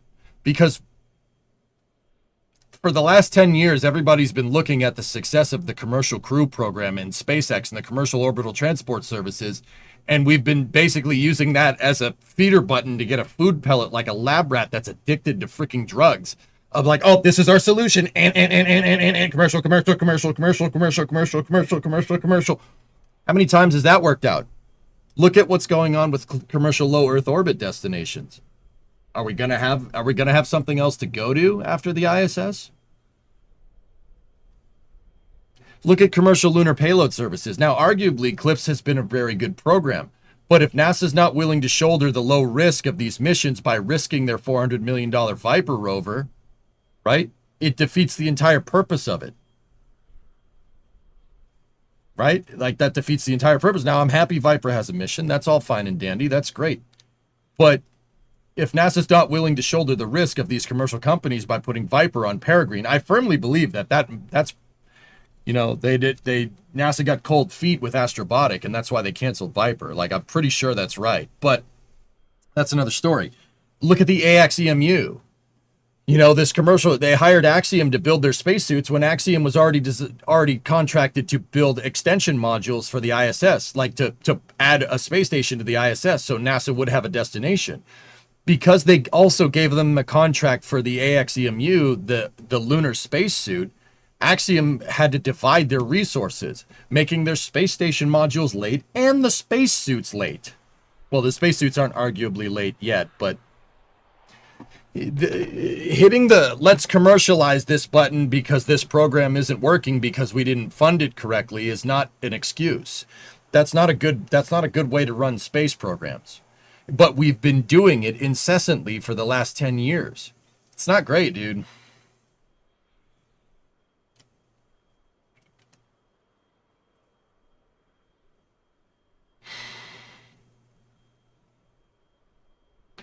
Don't you think bringing it in-house will take a long time? No. If you have a goal and a deadline, no. In fact, and that's what I mean, Milan. That's what I believe with the president has. The president has a very consistent message, or at least Sean Duffy has a very consistent message about what NASA is going to be doing over the next 5 years. Now, keep in mind, this doesn't happen overnight. It's going to need to happen, if you turn a phrase, right? It doesn't happen overnight. Now, it can't happen overnight, but it's going to happen. It's going to need to happen proverbially in the next week or so, right? Like, time is of the essence. NASA can scale. Let's see if they can still do it. I think they can. I think the system is there. But we need to. You're good. Like, these are very bold goals to have. Very bold goals to have. NASA needs a plan. It's not even about more money at this point. NASA has enough cash to get this done. You might need a little bit of a bump in funding to refactor SLS's architecture from the core stage up, but you need a good plan. They need a kick in the behind, and that's going to come from the administrator and the president setting your goal. Okay, the goal is to get there before the Chinese have their first landing. Okay.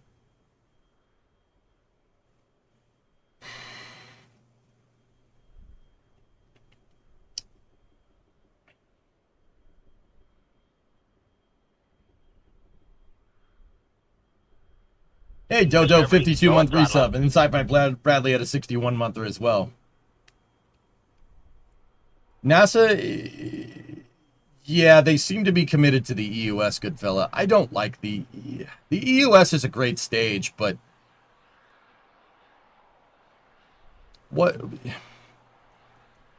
here's the thing. The EUS isn't bad. Gateway isn't necessarily bad.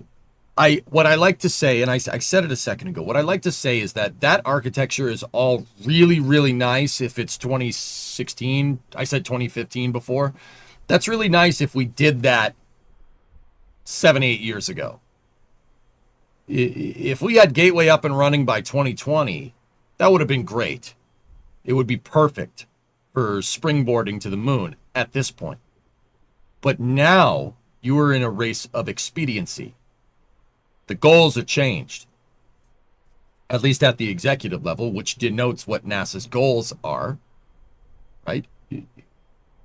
Now it's changed. Now it's get there before the Chinese. Okay. Okay, we want a space race. You're going to need to back up this talk with something. The EUS, Gateway, that's way sustainable. Right? But now your program, now you changed the Artemis program from being a sustainable program to getting back before the Chinese and then staying. If you're going to do that, you're going to need architecture that it favors expediency, just like Saturn. So what I'm telling you is put an S4B, a LEM, and a CSM on top of an SLS and then fucking send it. But that might need a little bit of bump in cash, dude. Goals changed because they took too long. Bingo. We have these pipe dreams of exploring the moon sustainably, dude. Exploring the moon sustainably is fine, but that message don't ring very well when you can't get there.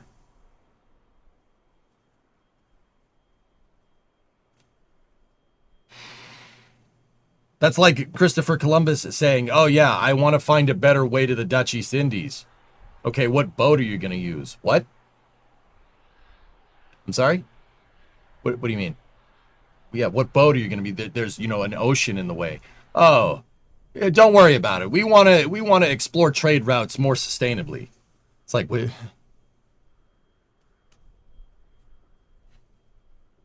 is the point of exploring the moon? It's there.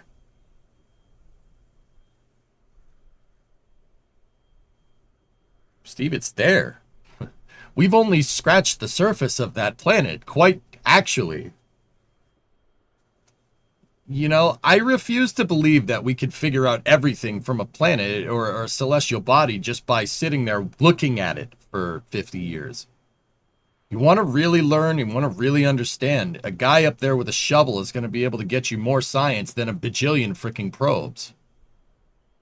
Case in point, Apollo 17. When I say we've only scratched the surface of the moon, Apollo 17 was the only Apollo mission that actually had a scientist on it, Harrison Schmitt. He's a geologist. It was the only mission to carry a scientist. Everything else were test pilots. And that's fine. Test pilots are all fine and dandy. But we ain't going to learn. We can't claim to be, the foremost experts on lunar geology and all this other stuff from a guy digging a hole about this deep on the surface of the moon 53 years ago.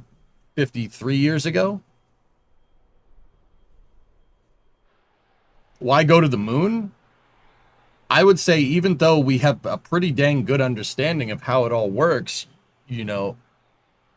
going there and proving that all of our probes and all of these satellites that say all this stuff about the moon probably be a good idea.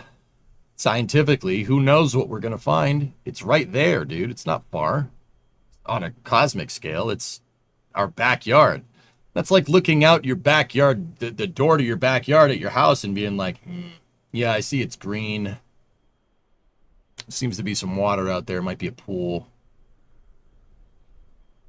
Yeah, this looks like there's a metal structure that's used for cooking meat. Yeah, okay, cool. All right, I'm just going to go back inside. No, you don't do that. Go out there and use the grill. Go out there and use the pool. Go out there and play in the grass. Hell, like I said, the moon ain't green, but you get what I'm trying to say.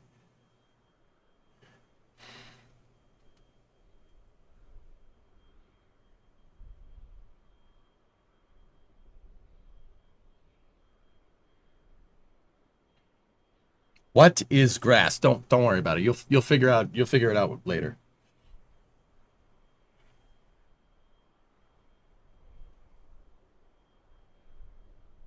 Oh, fellas, hold up. Let me bring this up here. We got frost lines.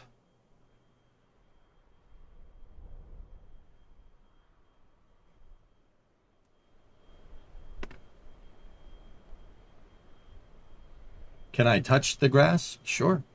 Hey, Wharton, I had the opportunity to interview Luca Parmentano on a couple of occasions, and I found him skeptical about private companies acting as a crutch for government space agencies. He's right, Wharton. He's exactly right. And once again, I'm saying that as somebody that loves SpaceX. I'm a tank watcher through and through. I sit here and watch this all the time. I have it on during stream. I have it on my other screen right now. I have Starbase Live up 2 times because I have it on my other demo screen up there. You know?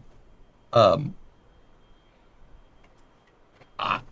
love what SpaceX is doing. I love it. But NASA needs to do their own thing too.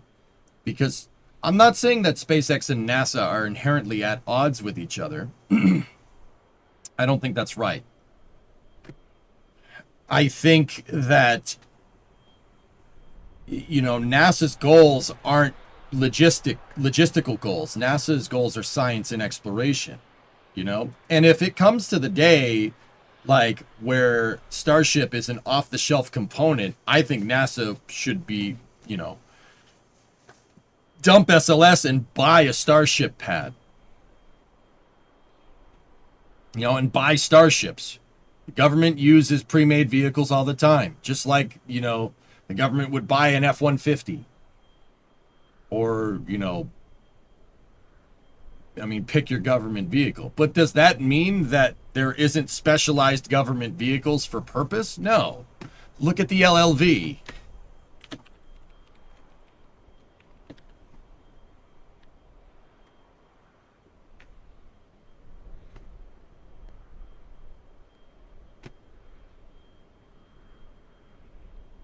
The LLV right there. There you go. That's a specialized government vehicle. Right?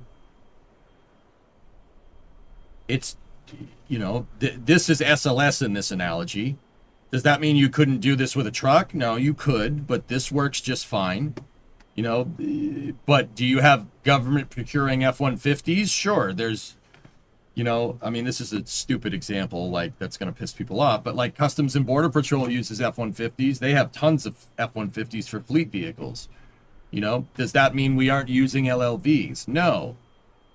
No, like, you can do, heck, even the U.S. Post Office would probably be more apt, right? Like, they have all kinds of vehicles. They buy Mercedes vehicles. They buy, you know, milk trucks and stuff for moving mail around. They buy all kinds of box trucks, but that doesn't mean they don't have a specialized vehicle for purpose, right? Like, NASA should buy Starships in the future. They should buy they should procure an entire launch pad for their spaceflight architecture in the future if Starship proves itself out, you know? But until then, I would say having something like an LLV or a specialized vehicle would be a good way to hedge your bets so you don't wind up with nothing.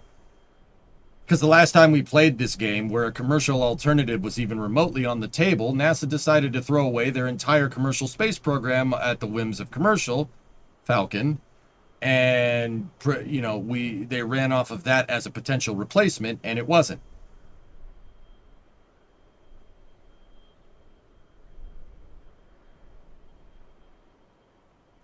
Might I briefly call your attention to my project? Yeah, sure, man. What's up?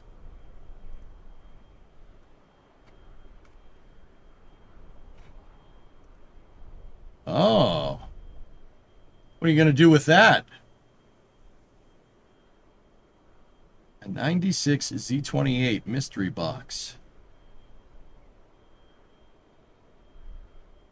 It has an electrical issue. You got it for 1,800 bucks. Huh. All right. Okay. All right, man. Petrie, what's up, man? $10 super chat. How you doing today? I'm good, man. I'm good. We can buy a Starship Super Heavy the same way as we buy fighter jets. Yeah, I think that should be a thing in the future, Rarest, but that's not a thing right now. You can't... If expediency is our goal, you know, Starship end-to-end architecture and getting rid of SLS would be a catastrophically bad move. Now, 5 years from now, 10 years from now, maybe it's different. But I can tend to say, even if Starship gets up and operational and achieves everything that SpaceX wants and then some by the end of this decade, it would be nice to have overlap just in case. You know, put in a block buy for 20 SLSs, fly 20 SLSs. And, you know, when you're through 10 of those dang things, right, then look at Starship, potentially. You know, or keep flying SLS. Heck, man, I'll take more rockets rather than less, right? Need a daily that can run on 87 and get 25 miles, 25 mpg highway. Is that a V6? I thought you said it's a Z28.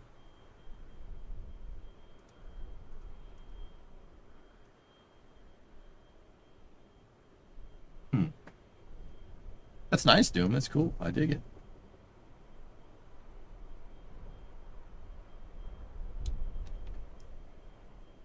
T-56.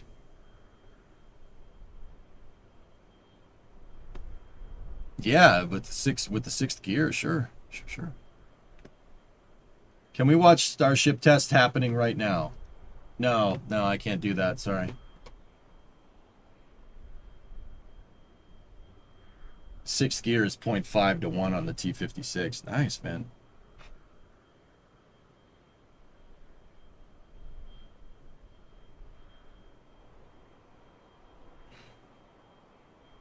How you feeling about the new mod that's looking to add high-fidelity tires to BeamNG?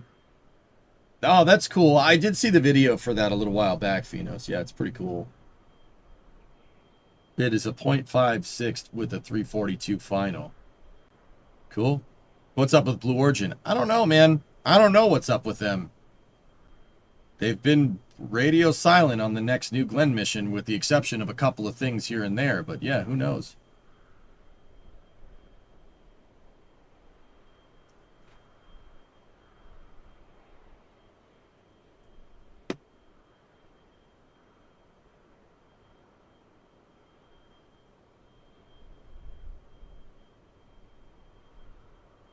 Have you flown the F4 more on DCS? I have not.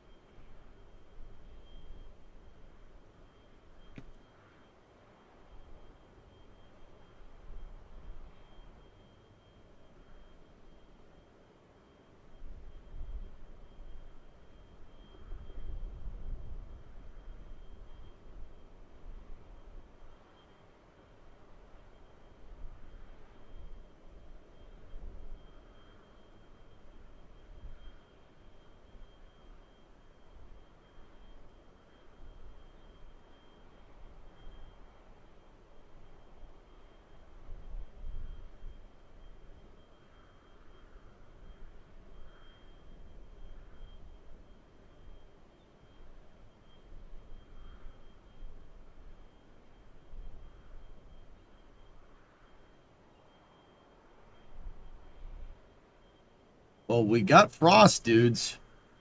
I'm wondering what's going on here. We'll keep us on this here.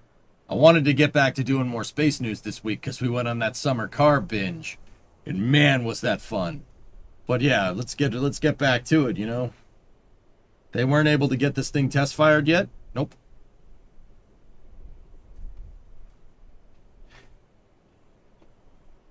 We might be getting a spin today. Who knows? I don't know. Maybe it'll be a static fire. But there was a Pad 2 deluge test too this morning, from what I understand. Did you hear that they found a hybrid blue jay, green jay in San Antonio? Nice.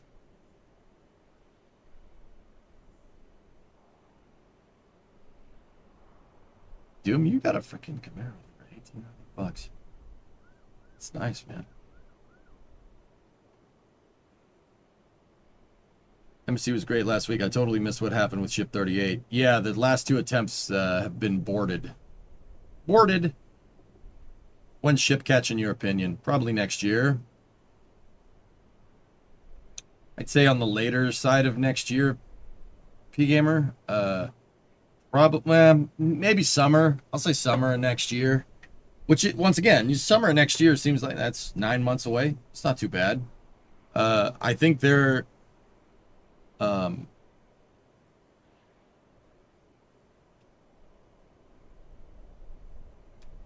I think once Block 3 really starts hitting... Like, once they get Block 3 up and running... I think the flights will get more expedient. You got to remember, Block 3 is based off of what SpaceX learned for turning stuff around for Block 2. I mean, that whole booster is redesigned. It's basically a new ship, guys. Like, it looks similar, but that's about it. The plumbing is all redone on Super Heavy. The engines are different, you know. But once again, the entire Block 3 architecture, you know, you say it's a new ship, right? Like, oh, it's a new ship. Everything's new. It might fail. What if it fails? This stuff is designed around mass production. Block 3 is, I personally think that's really what Block 3 is more about. I mean, it's obviously integrating the hot staging ring, 3 grid fins, etc., etc. But Raptor 3 is a motor that is designed to be mass produced. That is why it's so simple. That is why SpaceX made it seemingly look so simple. They engineered the rocket, they engineered Raptor 3 for maximum production rates. That's why Raptor 3 looks the way that it does. So in that regard, you'll see Block 3 boosters come off the assembly line a little bit faster than what you've seen with Block 2.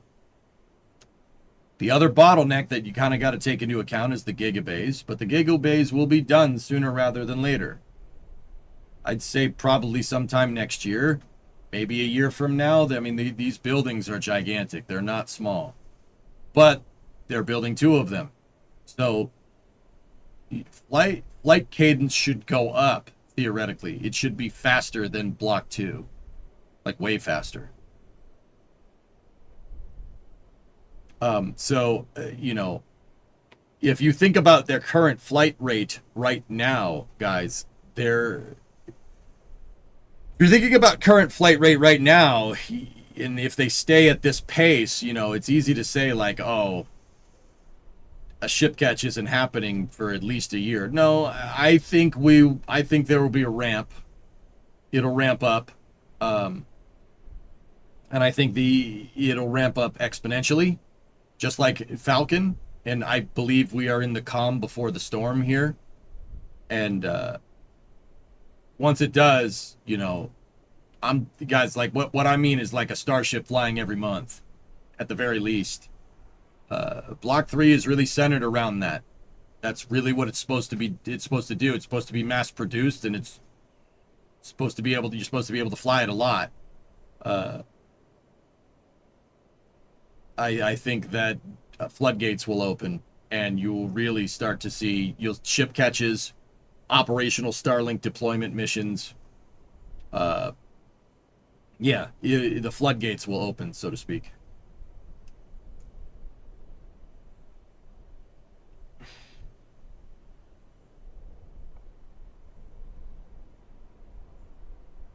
Do you think they're using Raptor 3 like Tesla, where they will just be able to replace the engine rather than trying to fix it? I think Raptor 3s, if they do break, Benji, I think they are a pain in the butt to fix and take apart. However, if you make a lot of them, right? The downtime is, like, okay, so say a booster engine breaks. Say one of the 33 engines on Super Heavy is hiccuping. It's causing a problem. It blew a line or something, which is not really how a rocket engine works. But say it does. It has parts that are worn out. Replace it. Throw away the old motor? No. Maybe rebuild it. But rebuilding is going to take time. But you could still rebuild it. If you increase the pool, like once again, if you have mass-produced engines, you can achieve a high flight rate, even if the engine is hard to take apart and put back together. I don't think necessarily that they'll just throw Raptor engines away. I really don't think so. I do believe that Raptor is a lot harder to disassemble and perform maintenance on. That is just a byproduct of making something that's easy to build. It's easier to manufacture it, harder to take it apart. Like a new car. That's the idea, right? So I think that, if there was a problem with an engine, they're not going to sit there and work on it on Super Heavy. They'll take it off and send it to the engine maintenance facility and replace it with another one. I mean, that's basically, guys, like, Benji, like, they don't talk about it. That's basically what they do with Falcon at this point. Like, Falcon 9 has a pool of Merlins to pick from if one of the reused boosters is having an issue. They swap engines all the time. It happens. Just like fighter jets. Yep. Airline-like operations, belt fed from top to bottom, dude.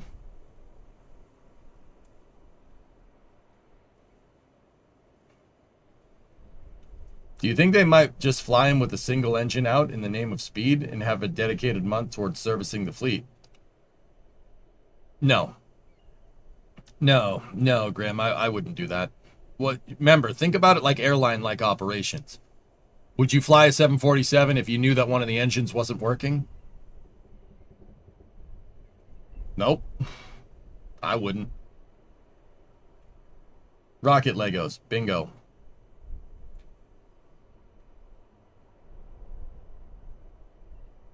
Raptor 3 is designed to be easily manufactured in mass, so just swap out a broken one like changing a bulb. Correct.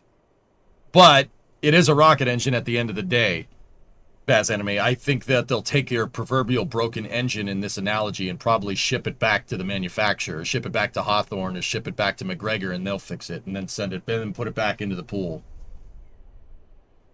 What'll happen to the booster? Will it be caught? Or will it crash land into the ocean? P-Gamer, I think that for Flight 11, they're probably going to get rid of booster, what is it, 15? Alexis, what's going on? They're probably going to do, like, some type of disposal with it. I don't think they're going to go for a catch. But the space nerd in me wants them to catch one of the Block 1 boosters one last time. I think that would be cool.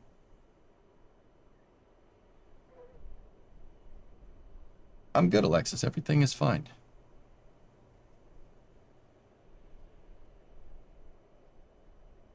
What if, as a send-off catch, they do a hard landing catch? Pile drive it into the OLM? I don't know, man. They already kind of have Booster 12. They're saving Booster 12 as far as I can tell and kind of prepping it for static display. Now, if they do get Booster 15 back, what are they going to do with it?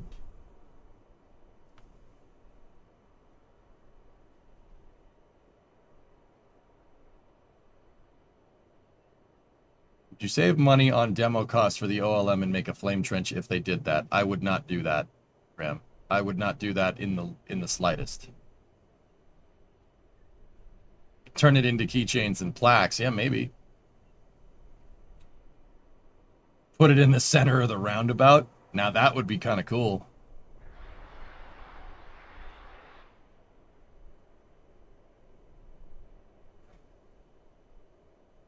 $15 and $17 for testing your breakover device. That's a good idea, dude. That's a really good idea, actually.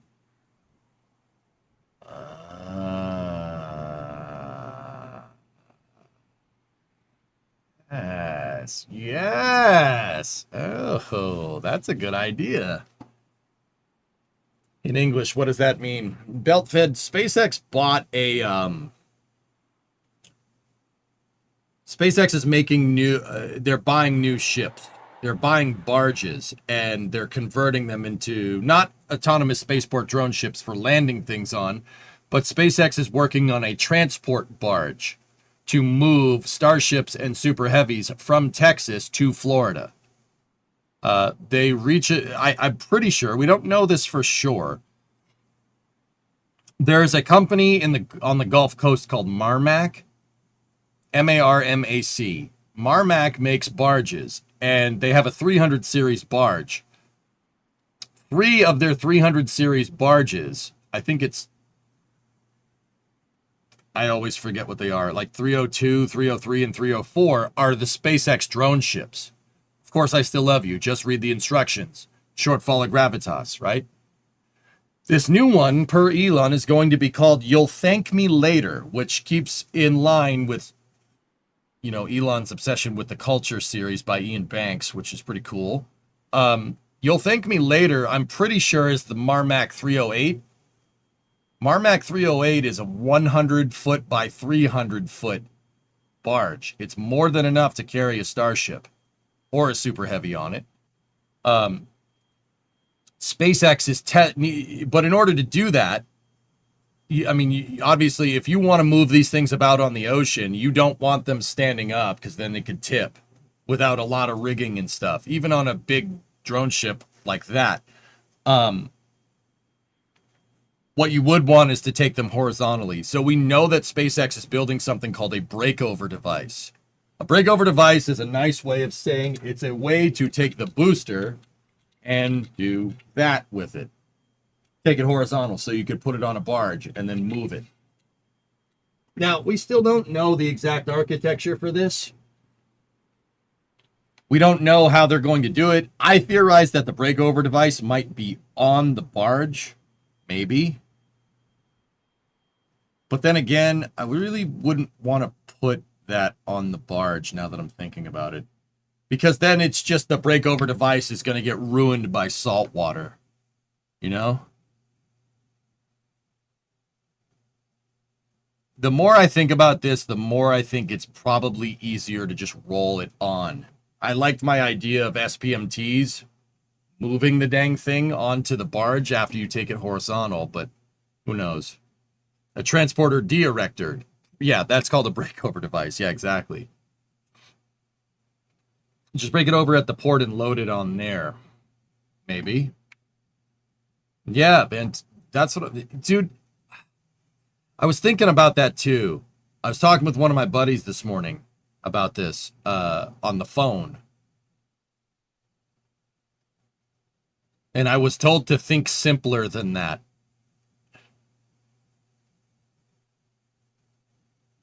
So if you're not putting the breakover device at the port, where are we putting the breakover device? Think simpler than that.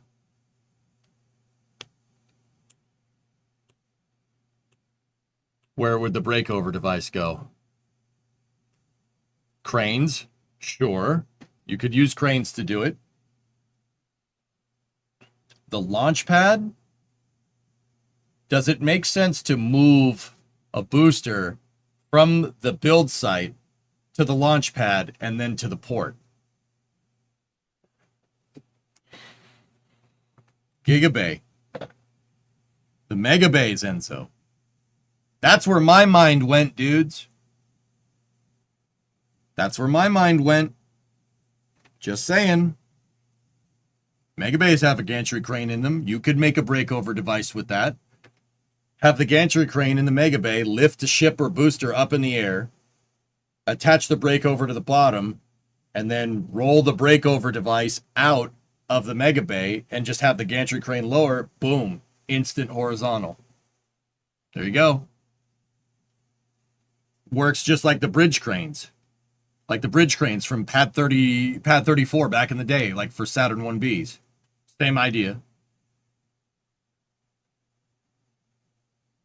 There will be no Gigabay in Florida for a while. Okay. So, when you transport it to Florida, why not just use the pads? Right? Like,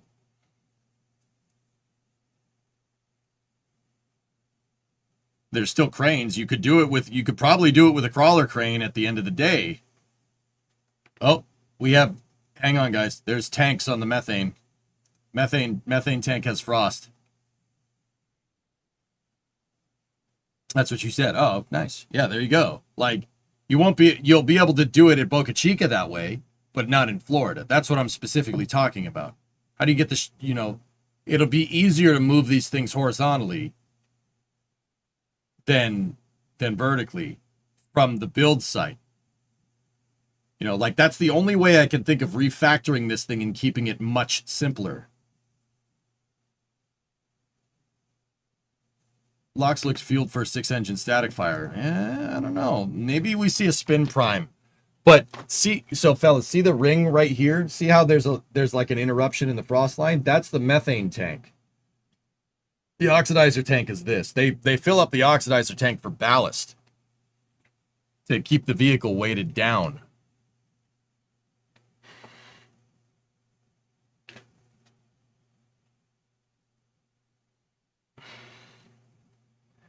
Lease the VAB in Florida. That'll do. Whoa, OLM vent just went ham, dude.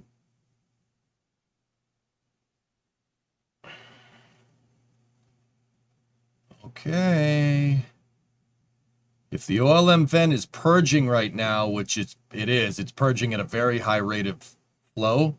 Yeah, it shouldn't be far out, guys. I don't think that's an abort. We didn't see the ship depress spoiled. So yeah, think about it, guys. You take the boosters horizontal. Like, that's the only way I could think about doing this simpler. Take the boosters horizontal in the mega bays, right? Move them horizontally, roll them onto You'll Thank Me Later, right? And then move them to the Cape, roll them into the VAB. Seriously, the transfer aisle in the VAB, that'll work. That's tall enough, and that'll work, right? Now, my question here, now the really one thing is you'd have to do it inside of one of the VAB high bays, in which case you'd have to SPMT transfer that thing out of one of the high bays.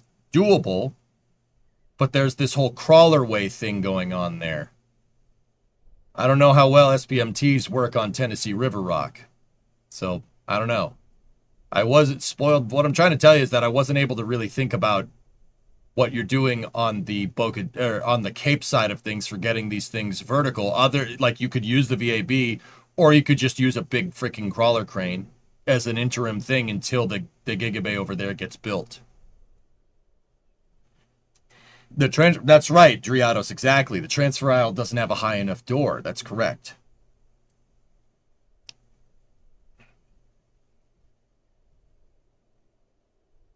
Don't need it when you have a Liebherr 13,000 or 11,000 at the pad. Yeah, see, crawler cranes make more sense than the VAB. I just have this really crappy pipe dream about seeing a Starship roll out of the VAB. I don't know why. It's strange.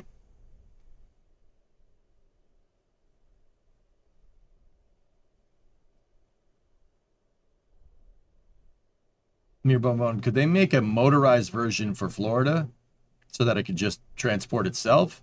I don't know. Maybe. But that's what I mean. Yeah, I was told to think simpler than that. But I wasn't really given any damn details. It's very annoying. NSF is expecting a 6-engine test per Hallex.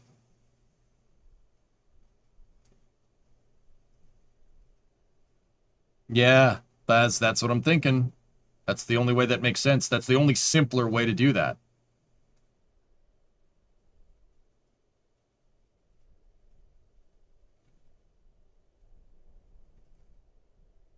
Could it be used for catching for further orbits? They do it with Falcon 9 with the new ship. Could what be used?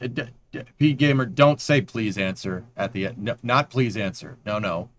You ask me questions. I will answer them as fast as I can. Don't do that again.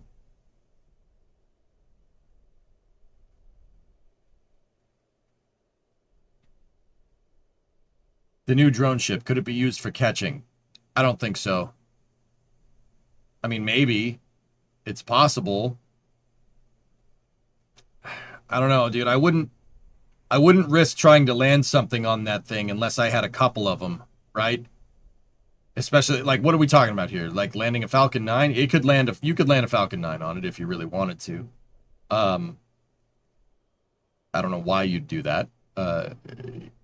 Or landing a Starship? I don't know. It's your primary avenue of transportation between Texas and Florida, and it's going to be for some time. I wouldn't land anything on those things. There's still overhead obstacles. Are there still overhead obstacles at the Port of Brownsville? I mean, SpaceX could get them cleared out, spoiled, but yeah, there's definitely a lot of things, which is why, like, once again, I was thinking that they would just move it vertically to the port and then break it over there. But now I'm thinking, like, I don't think that's going to happen. Because, yeah, like I said, I was told to think simpler. You expect them to run the water deluge today? Yes. We should be seeing a static fire here very soon. Look for the Fire X to turn on. Right here, you'll see some water start splashing around up underneath the rim of the OLM. And then you'll see the pad deluge turn on. I mean, that's a dead giveaway for a start. The Fire X system.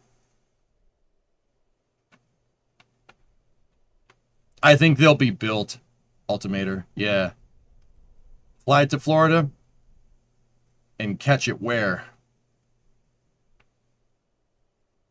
Who told? I was on the phone with someone, Ender. That's all. I'm not saying who, what, when, or why.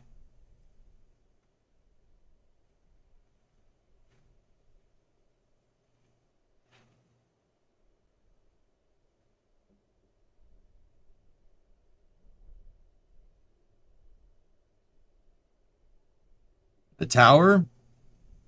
Maybe. Have a west-facing tower. Yeah.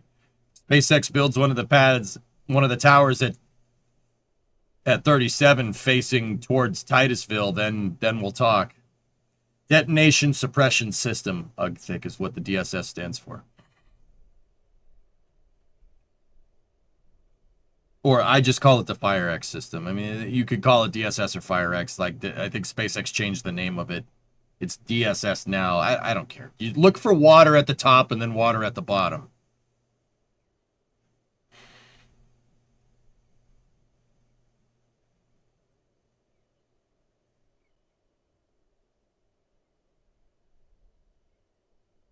How would a booster be caught for a Mars mission? I don't think we're returning stuff from Mars. Oh, hold up. DSS is on. There it is.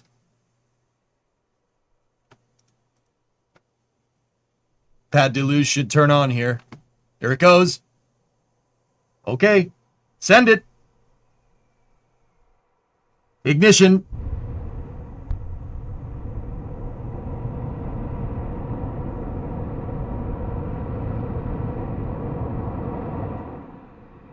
Ten seconds. That was all. That was 6 burning for sure. Is there a waterway direct to 39A? No. You'd have to move it through CCSFS. That looked about 10 seconds, guys. A 10-second 6-engine burn. Crossrace, 77-month resub. Killer. Everything looked real good there, actually. Yeah, that looked perfect, dudes. Discovery. Scott, tier 1, 43-month resub. Wait, I just joined seconds too late. Yep, sorry, man. This is why I did Space News early, because between the astronaut candidate announcement, the L-48 Falcon 9 mission, and the static fire, I was like, bro, we got a Space News early today. We'll play games later. And we also have we have a Rocket Lab mission, the Rocket Lab Jenna mission at 7:45 p.m. Eastern, a little later tonight. Did they start the engine sequentially? Yes. They always do. MSC after. MSC goes back to Wednesdays, Alex, for now. Even though I do want to go play it again.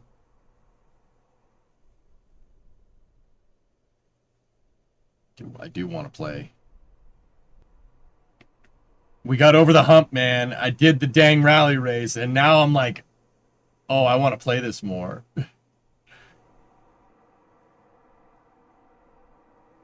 Blue Ghost Mission 1 lives on. Follow her historic moon landing and operations. The team earned a $10 million NASA contract addendum for additional data collected beyond our initial contractual requirements. Nice.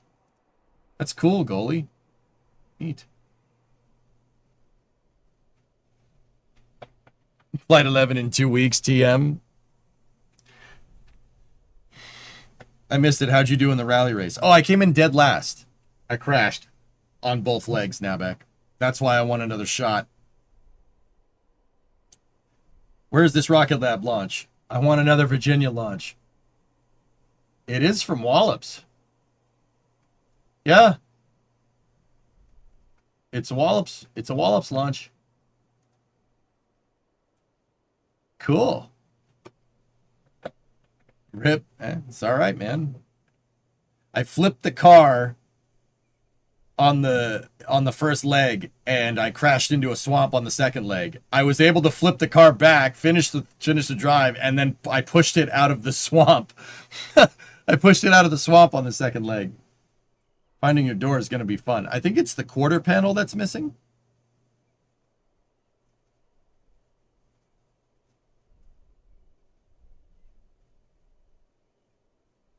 Oh, nice, Perry. There you go. It's a haste mission, so there probably won't be a stream. Oh, it's haste. It's a hypersonic test mission, so it's suborbital. Yeah, they probably won't stream it, dude. So I don't know. You guys want to play MSC? I'm kind of down, dude. I'm kind of down. I mean, that's up to you guys. We still have our city save to do. We have the Kerbal rocket that we want to build up. We want to work on Wonton and stuff. There's still things to do, but also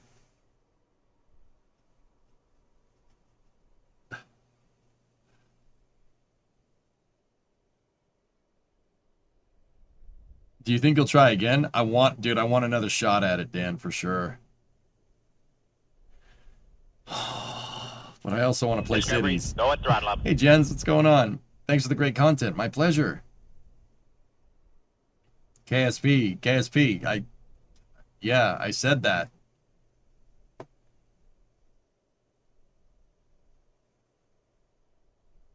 All right, Yum Food. Cool. Good to know. When will the F-150 repair stream occur as you promised? I don't own an F-150, Setmates. I've never promised an F-150 stream ever. Ever. I don't own one. I never have owned an F-150 if you really want to know.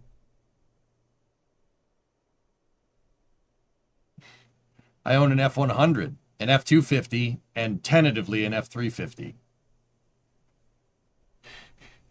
I don't know what you're talking about. Perfect occasion to get one. Oh, I see what you did there. I see what you did. Dude, I have way too many cars in my backyard right now. I have 9 in the backyard. It's not good. I can't have this, dude. We got to work on the Coronet. I can't have this. This is no good. I can't do this. I can't. This is bad. It's bad for me. It's like, even for me, it's bad. It's not good. I have 9 cars on my property. Well, not most of them. Some of them are not mine. I have too many, man. we got to finish some other projects, Set. But having an F-150 is a bit like having a space shuttle. I have an F-250, man. Why do I need an F-150? Sorry, 9? 5 of them belong to Brimo and I. One of them is a donor vehicle for the Coronet. And then 2 of them are Ernox, and 1 of them is a customer car right now. I have 2 Camaros, 1 Mustang, a Fusion, 4 pickup trucks, and a Dodge Coronet on my property right now. It's not good, man. My backyard looks like a used car lot. I keep them in the backyard, right? Like, because I don't want people seeing all of it, right? Like, dude, it's not good. You go out in my backyard. I mean, it's cool, but I'm like, okay. I have the F100, the 59. I have the 97 F250. I have the 87 F350. And I have a 2004 Dodge Ram 1500 that I'm going to take the engine out of because it's junk. The engine's fine. And I'm going to put it in the Coronet. I also scored payment for working on the customer Camaro right now in the form of a 327 small block Chevy. I have another small block Chevy in my garage, and it came with a Lunati cam and lifters. And I got a Sears Craftsman drill press out of that deal. That was payment for fixing the Camaro. So, you know.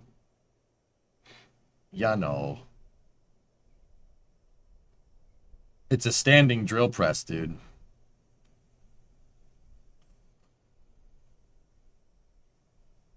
You got me beat at 60 cars? Oh dear. Dude, I can't. 9 is too much. Maintaining this fleet of vehicles has been the reason why I've been late for streams in the past. Why are Americans so fond of pickups? Because it's useful. Is that Maze?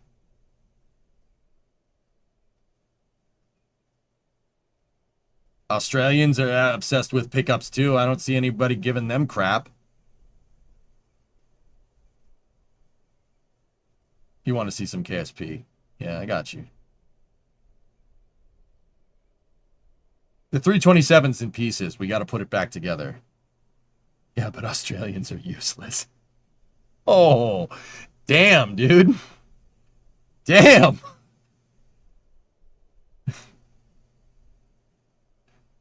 Cosmo Quest, thank you for the raid. Wow. That Maze chose violence today. Jeez. Hey, I like them. They all right.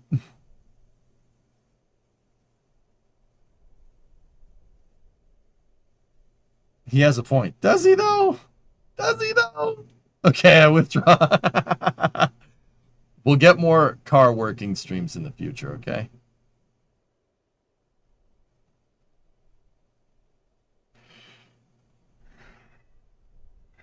You plowed snow for 20 years. A lot of the trucks are rusted out Rams. Petrie, you got any of those 47 RHs?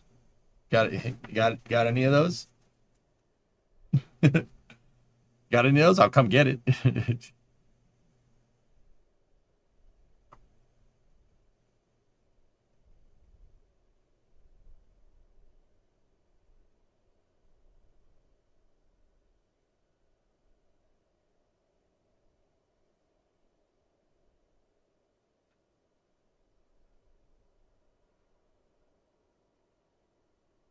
Right. I want to see that static fire again, but we should be getting some stuff from social media here from SpaceX in a moment.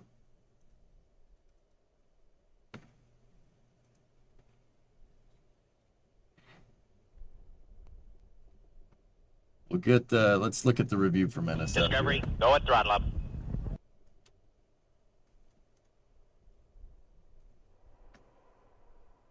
Hey, Ron. What's up, man?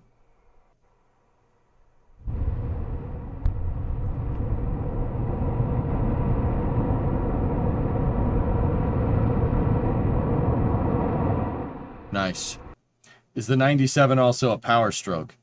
No. The 97 is a 351. It's a 351 with a ZF5 behind it. It's a 4x2 Tigris. Yeah, it already went, dudes. This is the replay. I do. I just got to find a two-wheel drive tail housing. Wow, that's...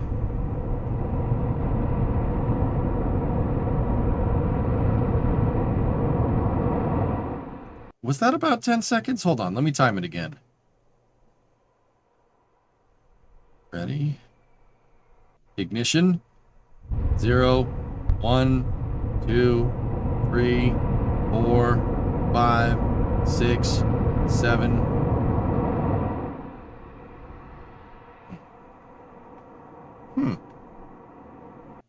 That's weird. 7 seconds? Do we have a schedule for the next test launch? No.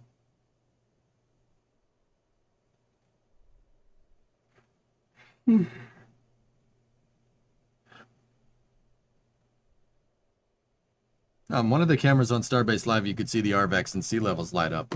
I know. We watched Starbase Live, dude. That's what we watched it on over here. I didn't watch the NSF official. I don't want to restream the NSF official.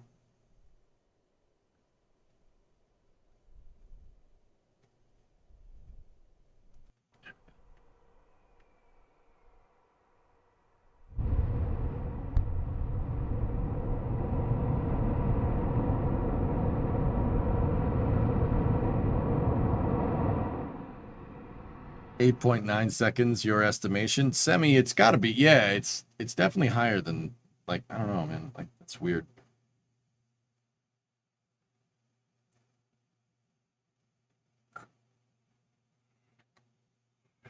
Yeah, Tigris. What I want to do with the 97 is get a Dana 60 for the front, dude. I want to get a Dana 60, and then I want to convert that ZF5, or get a ZF5 with the transfer case, or put a transmission in there that's, I mean, I don't know, the manual transfer case is what I want. I gotta find a, I don't know, that might be a little bit difficult to get a non-electronically controlled ZF5 transfer case. I don't know if they made that. I'd have to go find it. We keeping you up? I don't know why, man. I'm just super tired today. It's probably just Monday. Dr. WD40, thanks for the raid, man. And Cosmo Quest had a raid in there too.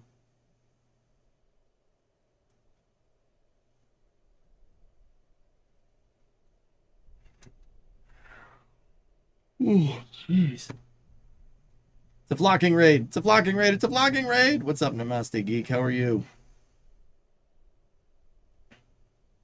Birds. Get another cough drop. Make you yawn. What's going on, WD-40 Raiders? What's WD-40 up to? Hi. I don't know, Hellfish. We're not doing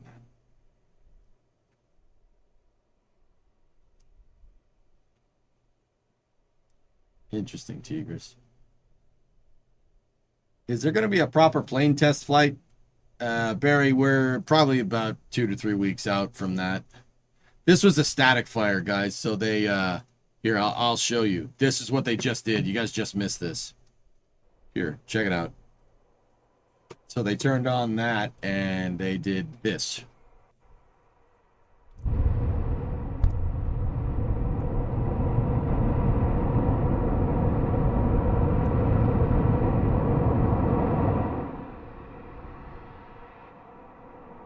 So it's just a static fire, but it was still cool.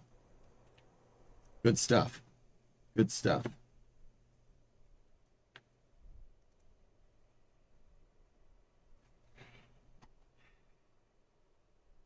That is an effective air humidifier.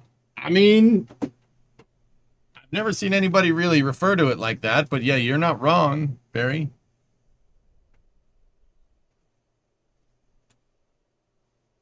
Yeah, fatigue sucks. Yeah, hey, whatever, dude. I'll wake up.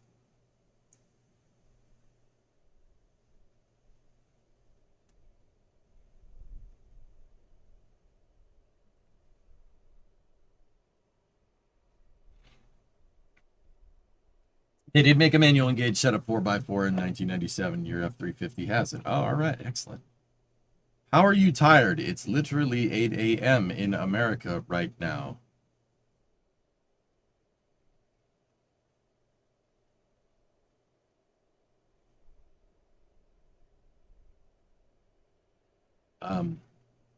No, it's not. It's 3 in the afternoon. Like, it's 3 in the afternoon.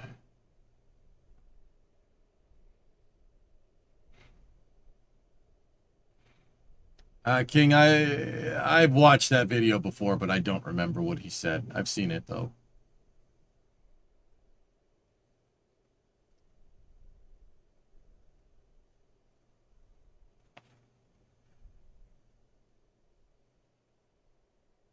I don't know why I'm so dang tired all of a sudden. I got a good amount of sleep last night. It's probably just getting back into the groove.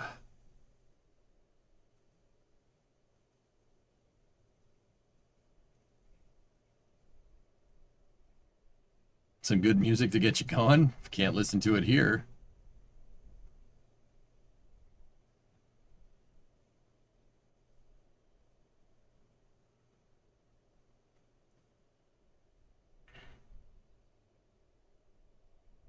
Sí, cansado.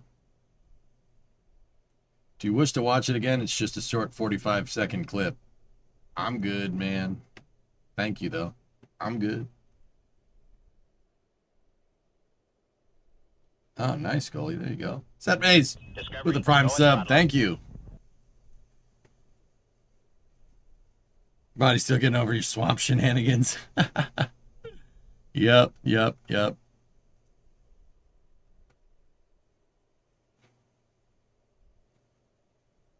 For Arian 6.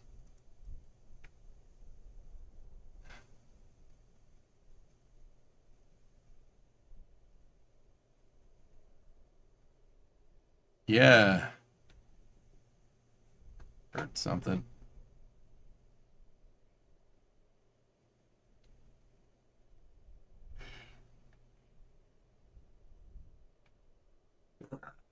Okay. Did you see your message earlier about RDEs? Not sure what your thoughts on detonation engines are. Detonation engines are cool. It would be really cool if, you know, we could utilize that in the future 2020. I think an RDE holds great promise. Problem is that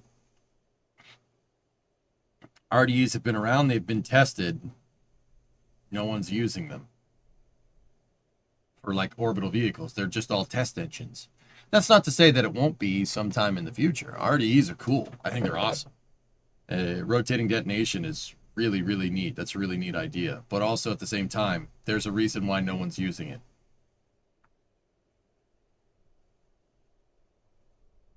How's the day been? It's been all right, man. I'm having a little bit of trouble waking up all of a sudden. I was fine when we were watching the NASA cast. And it's fine when we were watching the rocket launch. But the body is weak and spongy. The mind is willing, but the body's weak and spongy. Are they inefficient or super expensive? No, they're super efficient. They can make more thrust and they can make it more efficiently. But the problem is they're still just being tested right now. But there has been some great strides. But we're not going to see an RDE on a launch vehicle. I mean, we might see one soon, but nothing right now. Nothing as of yet. When Maximalist Baguette playthrough? In Hearts? Oh, I don't know.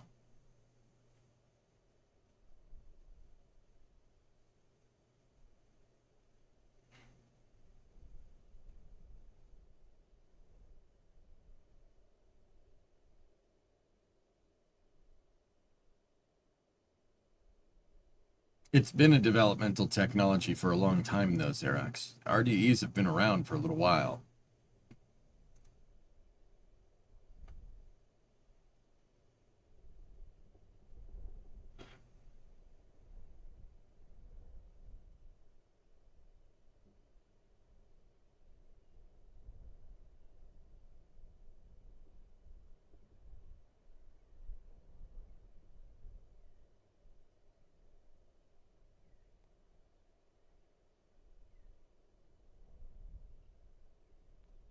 You haven't played Workers for a while. Yeah. We're kind of on a cities kick right now. It looks like some tiles did fall off. Just a little bit, though. Launch today. No. The pad is in test stand configuration, guys. Note that there is a distinct lack of first stage. There should be like a, 300-ton 22-story first stage, like right in this area right here, and it's not there. You know what I mean? It's not, it's not there. It should be there, but it's not. Looks to be like a pretty hot day. Mila, it's, yeah, Boca Chica is very warm. Oh, yeah.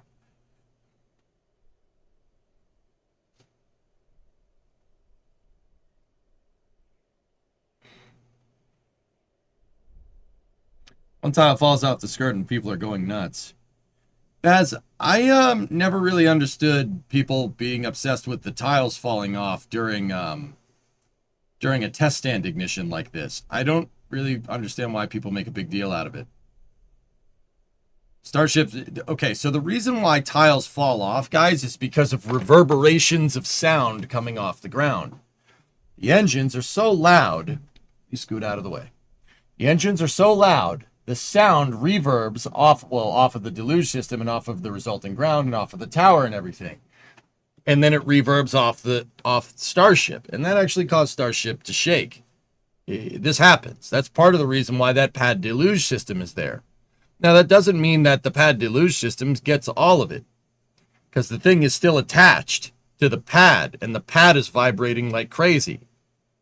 And that does cause tiles to pop off. But this is not true of a scenario, of any other scenario where Starship would be firing its engines. Where are the other places where Starship would be firing its motors?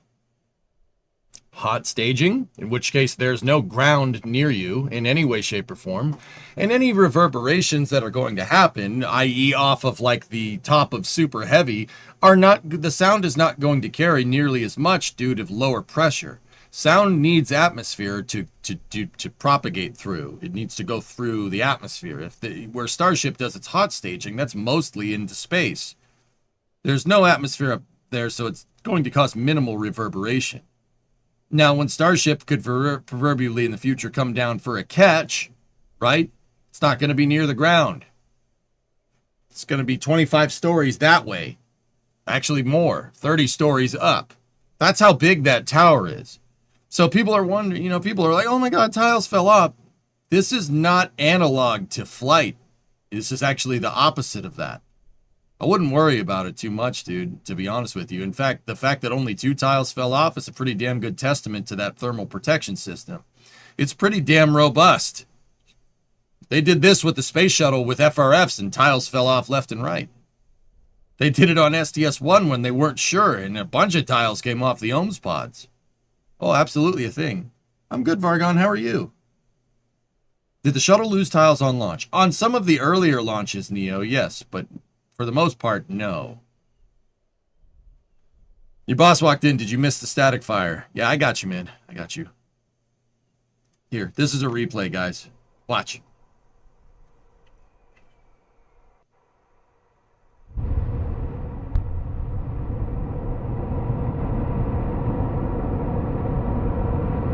Actually, I didn't see any tiles fall off there. My real question is, were those tiles off before it fired? Or when did those tiles really come off here? Oh, yep. See? Look, those tiles popped off at ignition. It's the sound, dude. The overpressure event is what popped them off. That's not going to happen wherever Starship goes to fire its engines again. Right there, you can see it. Yeah, it falls off.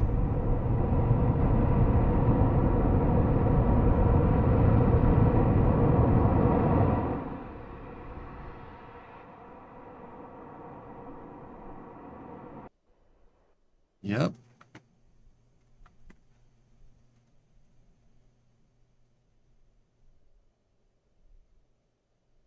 Once again, this could be vibrations from the stand itself, guys. It's possible. What is happening to Dream Chaser? No clue. Haven't heard anything about Dream Chaser in months.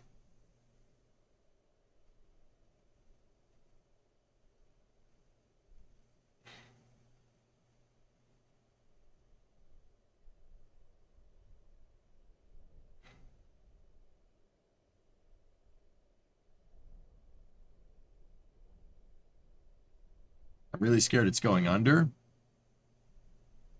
I don't know. They seemed really gung-ho about going to space, like, at the beginning of the year. Don't know what happened there. Dream Chaser is cosplaying Hermes.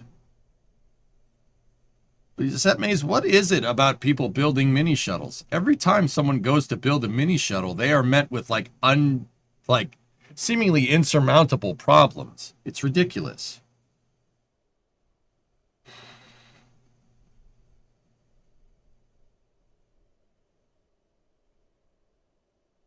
Sorry, this is long. I'm new here. Day one. No problem. I've always been interested in space. Do you recommend any basic knowledge to really engage with the stream? Just stick around, Namaste. And I'm not just saying that as a stick to be like, oh, keep watching the stream and I'll teach you. But dude, if you keep watching here, I'll always take a second to explain things. All you got to do is tag me at EJSA and I'll answer your question. I try to do it in real time, but sometimes if I'm playing a game or something, like I'll be focused on the game and not dying in it. So, but yeah, you can ask me space questions anytime, anywhere. I mean... Oh, this is space. I'm in space. Just like Dart. I don't want to talk about that. This is why Starship is a gigantic shuttle. That's how you know it's going to work.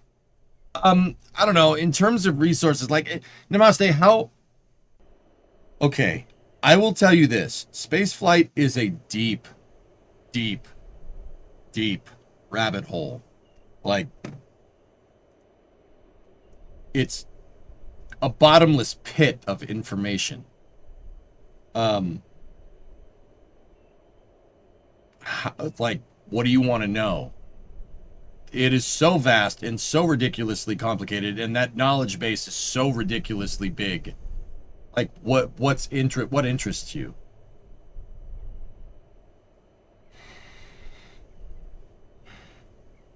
Like, that's a lot. Like, oh, I want to learn general space flight. Okay.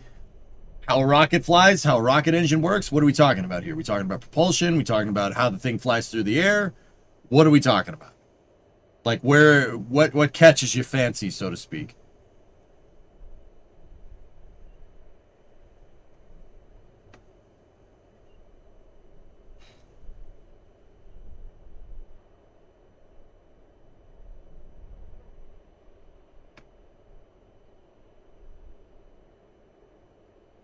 For what it's worth, I'm an academic and definitely a long-time learner. Okay, cool. I want to know a little bit about everything. Okay,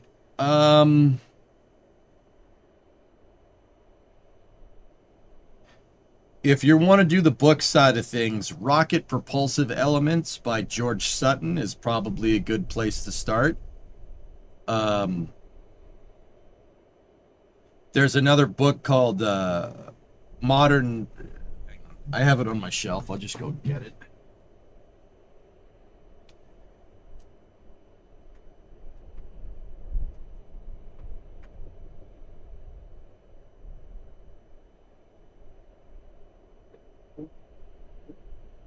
This one.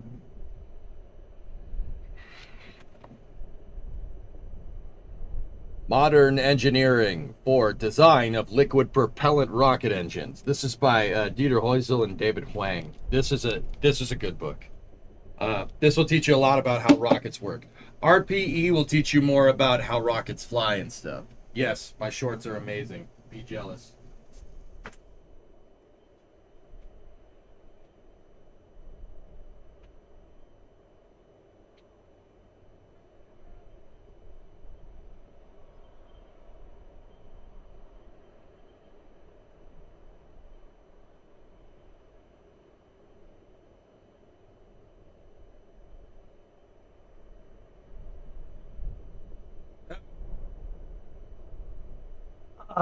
If not, I just started doing a basic series on rockets and how they work and stuff, and analysis if you really want to know. Like, we're doing a series in Kerbal about that right now.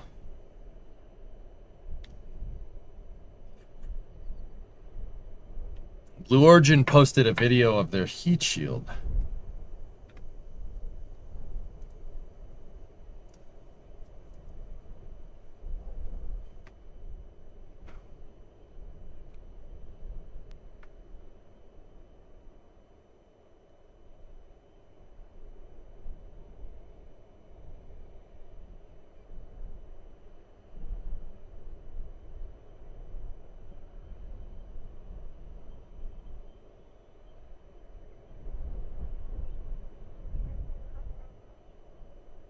looking around for it.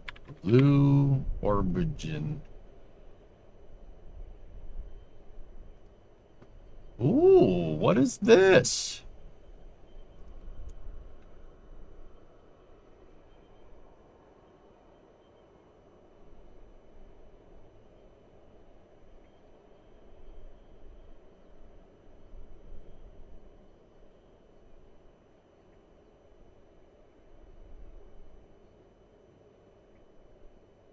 Huh.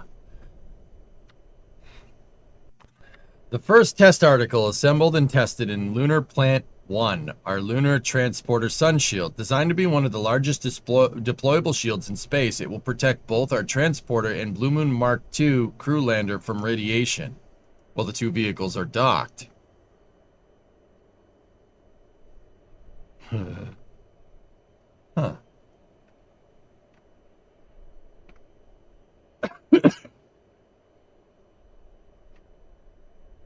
Thank you. I got all the links. This is wonderful. Yeah, and Namaste, you can always... I'm not saying, like, stick around for every stream, like... Because that's not my stick. Well, if you stay here and watch, I'll teach you. If you have a question, just pop in and ask. And leave. That's what I'm here for. I've been teaching people about rockets on the internet for more than a decade. Pretty good at it. Getting there.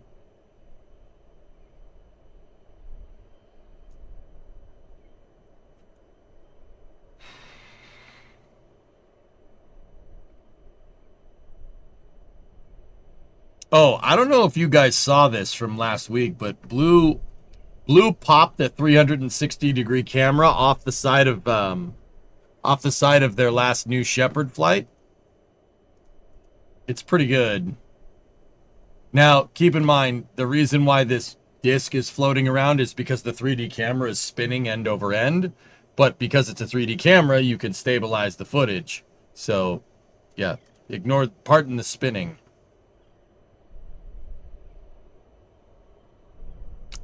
That's pretty rad, dude.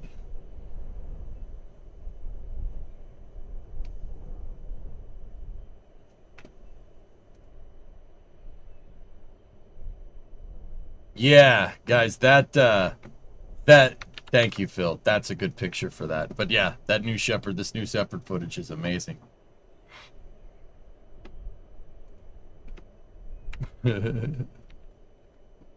Yeah, that's part of the shield for that thing.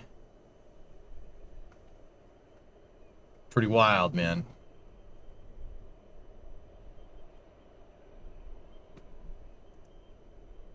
Thanks. You love to feel nauseous?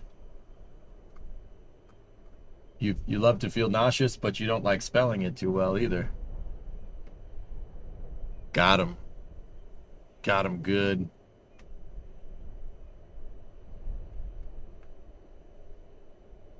Can you teach me some state space modeling? No.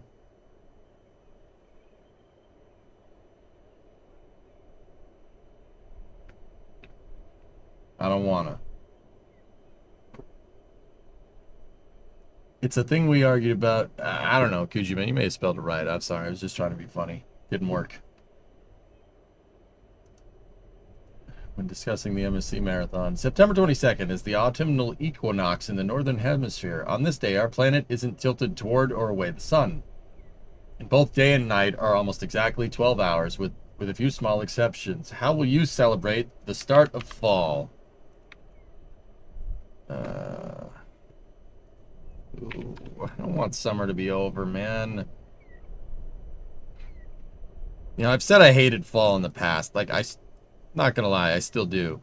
But is that Portland? No. Wait. Yes, maybe? I don't know. Doesn't matter. I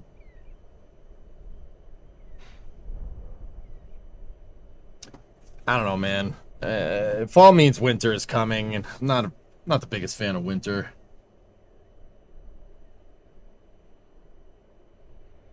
What do you think the top factors of swapping an engine out?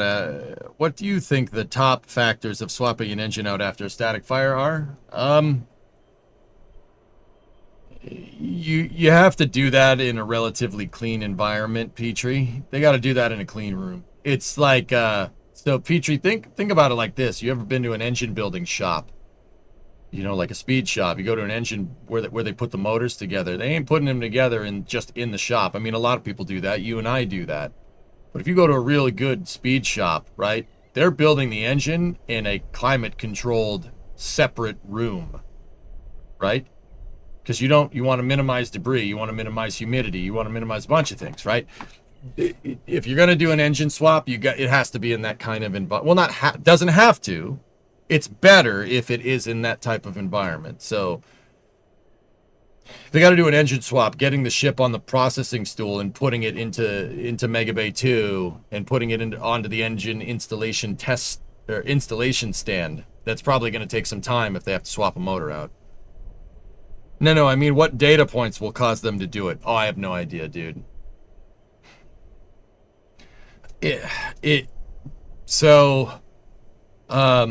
Feature, you know, like how you can run into bore taper on an engine?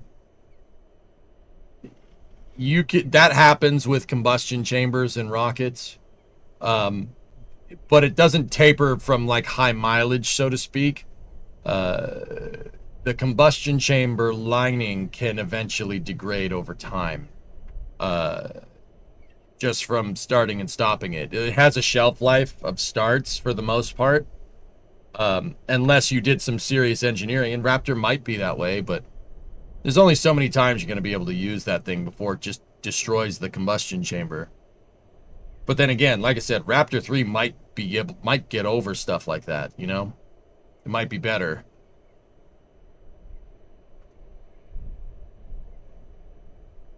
I'll trade my 9-month summertime per year for your winters. I don't think you will. I don't think you'd be saying that, but who knows? I don't know.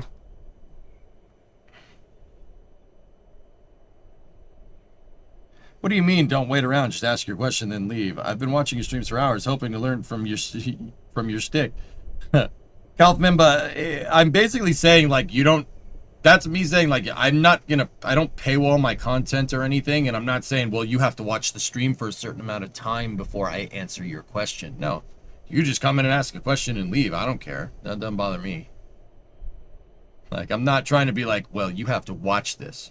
One of the biggest questions I get asked all the time is the question I'm not going to answer right now, and you're going to have to keep watching if you want to know the answer. I hate that type of content creation, man. It's more saying that. Like, with that being said, I appreciate you watching for more.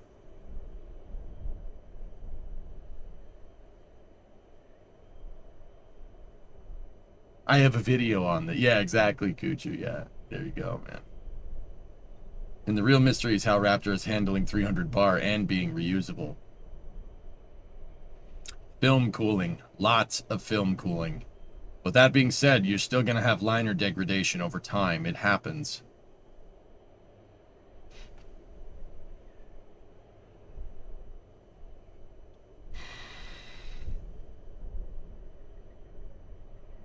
X-Wing, I'm good, man. We'll figure out something. I might do a more traditional space news in a little bit.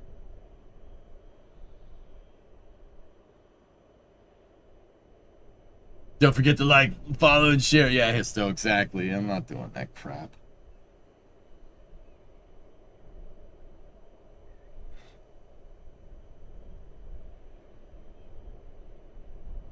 Actually, dudes, you know what? That might be a good idea. I might take a small break now, just because I think what's throwing me off is like my schedule's all screwed up because we started with space news because there was a ton of space news right away. Well, actually, you know, I'm thinking about how I want to do this.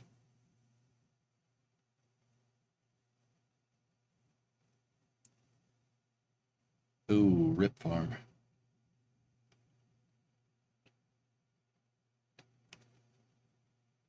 Yeah, I know, Dan. I know what you mean.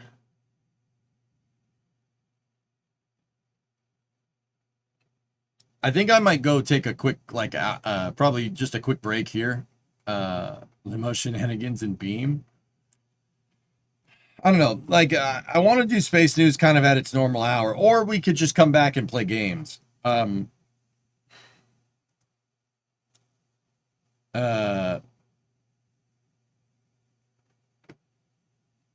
don't know. We could come back and play KSP. We've been doing Space News.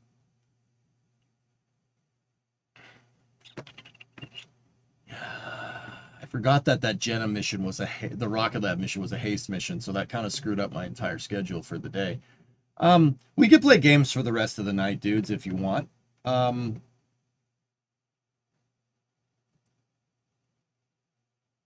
FYI, there are 2 Artemis briefings tomorrow. The first one starts 2 hours before your normal start time. Oh. Really? Can you get me a link on it, Phil? What are these briefings about?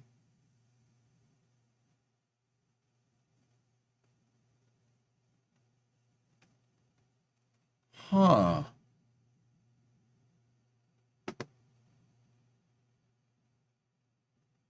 Yeah, flip up. Let me see.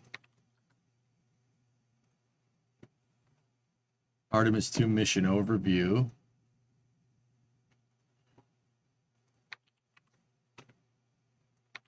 Artemis 2 science and technology.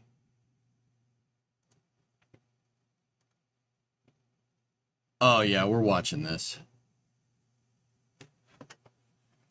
Yeah, okay, so tomorrow's going to have to be a little bit of a longer stream. That's fine.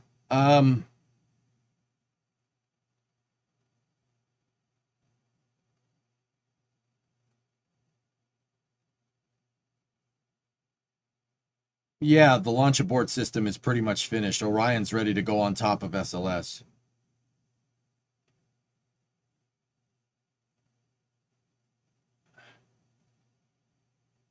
And there's the potential of a single engine static fire tomorrow. And this is on the 24th. What is this? Oh, Crew News Conference on the 24th at 10. Oh boy. Oh boy. Oh, this is going to be a week.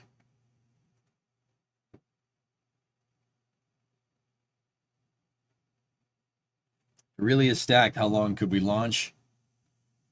I mean, Noswolf, if they stack the whole dang thing, you got to bring it out to the pad. You got to do a lot of testing with hooking up the ML. You just got to make sure all the interfaces with the pad work. You got to make sure the fueling systems work. Yeah, that's and then they have to bring it back after that to install the flight termination system, and then bring it out back to the pad, and then start a launch campaign. Now this is NASA. It does take time.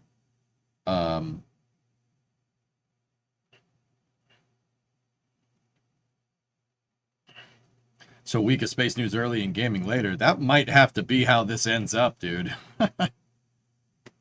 They're aiming for a single rollout this time.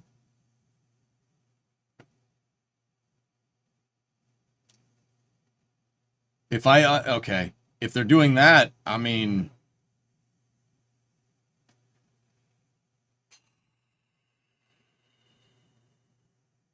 Yeah, the Sloss video, that's right. Phil had a video about how they said they were going to do that.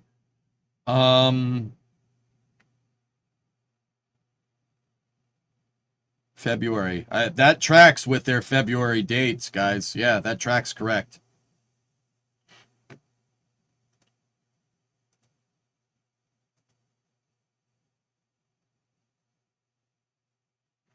Go to sleep now? Dude, it's 3:30. We have to do more stream. I'm not giving you 3 hours of stream today. You didn't pay for 3 hours, so we got to do something. I'm trying to plan my schedule now because of these. Yeah, we're going to have to watch these tomorrow. So, I mean, they're all, yeah.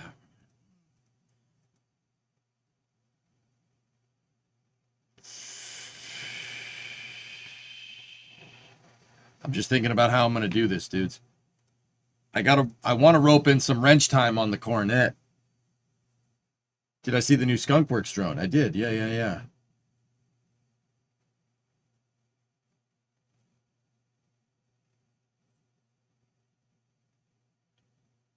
So, fellas, it's Monday. I think I'm gonna, well, we got a little bit of time here. Friday's wrench day. Fellas, no, there's going to be no early hours on Friday. So early hours this week is going to on Friday. I have to drive up into the city. I have to help my parents out with something. So I am not going to be here. I will be back for Flame Trench and racing. I'll be here for that. But yeah, Friday there's going to be no early hours. I have to help my folks out with something.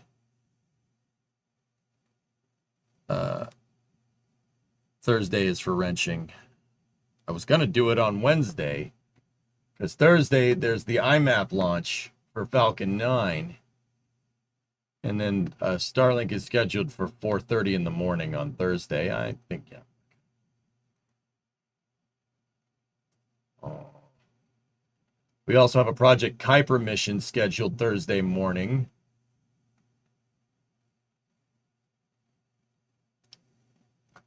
Oh boy. Oh, dude, we got a stacked amount of rocket launches for the rest of the week, dudes. There's a lot.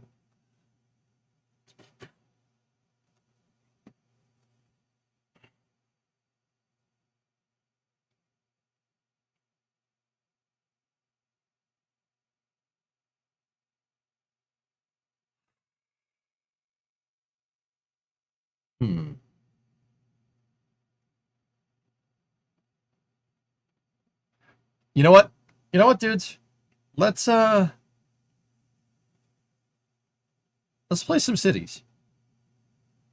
Give me a second to just go down to the house, grab a quick bite, and let's play our cities one save. Let's play what did we call that city?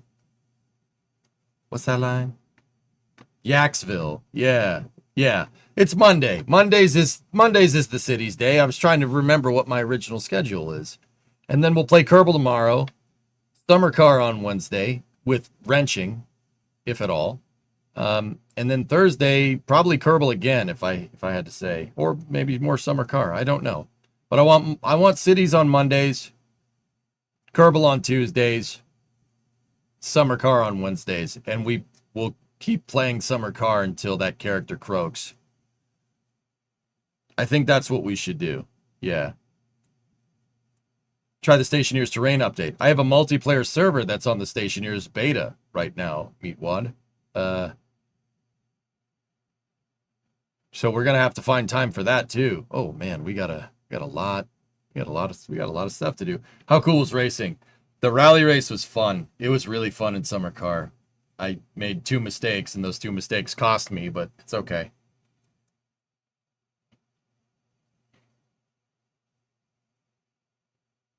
Perkele. All right, so I'm going to take my break a little bit earlier today. I usually take it in about an hour, but I'll be back momentarily, and we will start up the city stream. Now, on YouTube, you guys know I'm going to jog the VOD. And I'll start it right back up when we get going. So on Twitch, just chill here for a moment, listen to the Space Tunes, or the EJ Space Tunes, I should say, and go from there. I'll see you guys in a second. We'll load up cities, and we'll play cities for the rest of the night. Should be pretty fun. I'll see you guys in a little bit.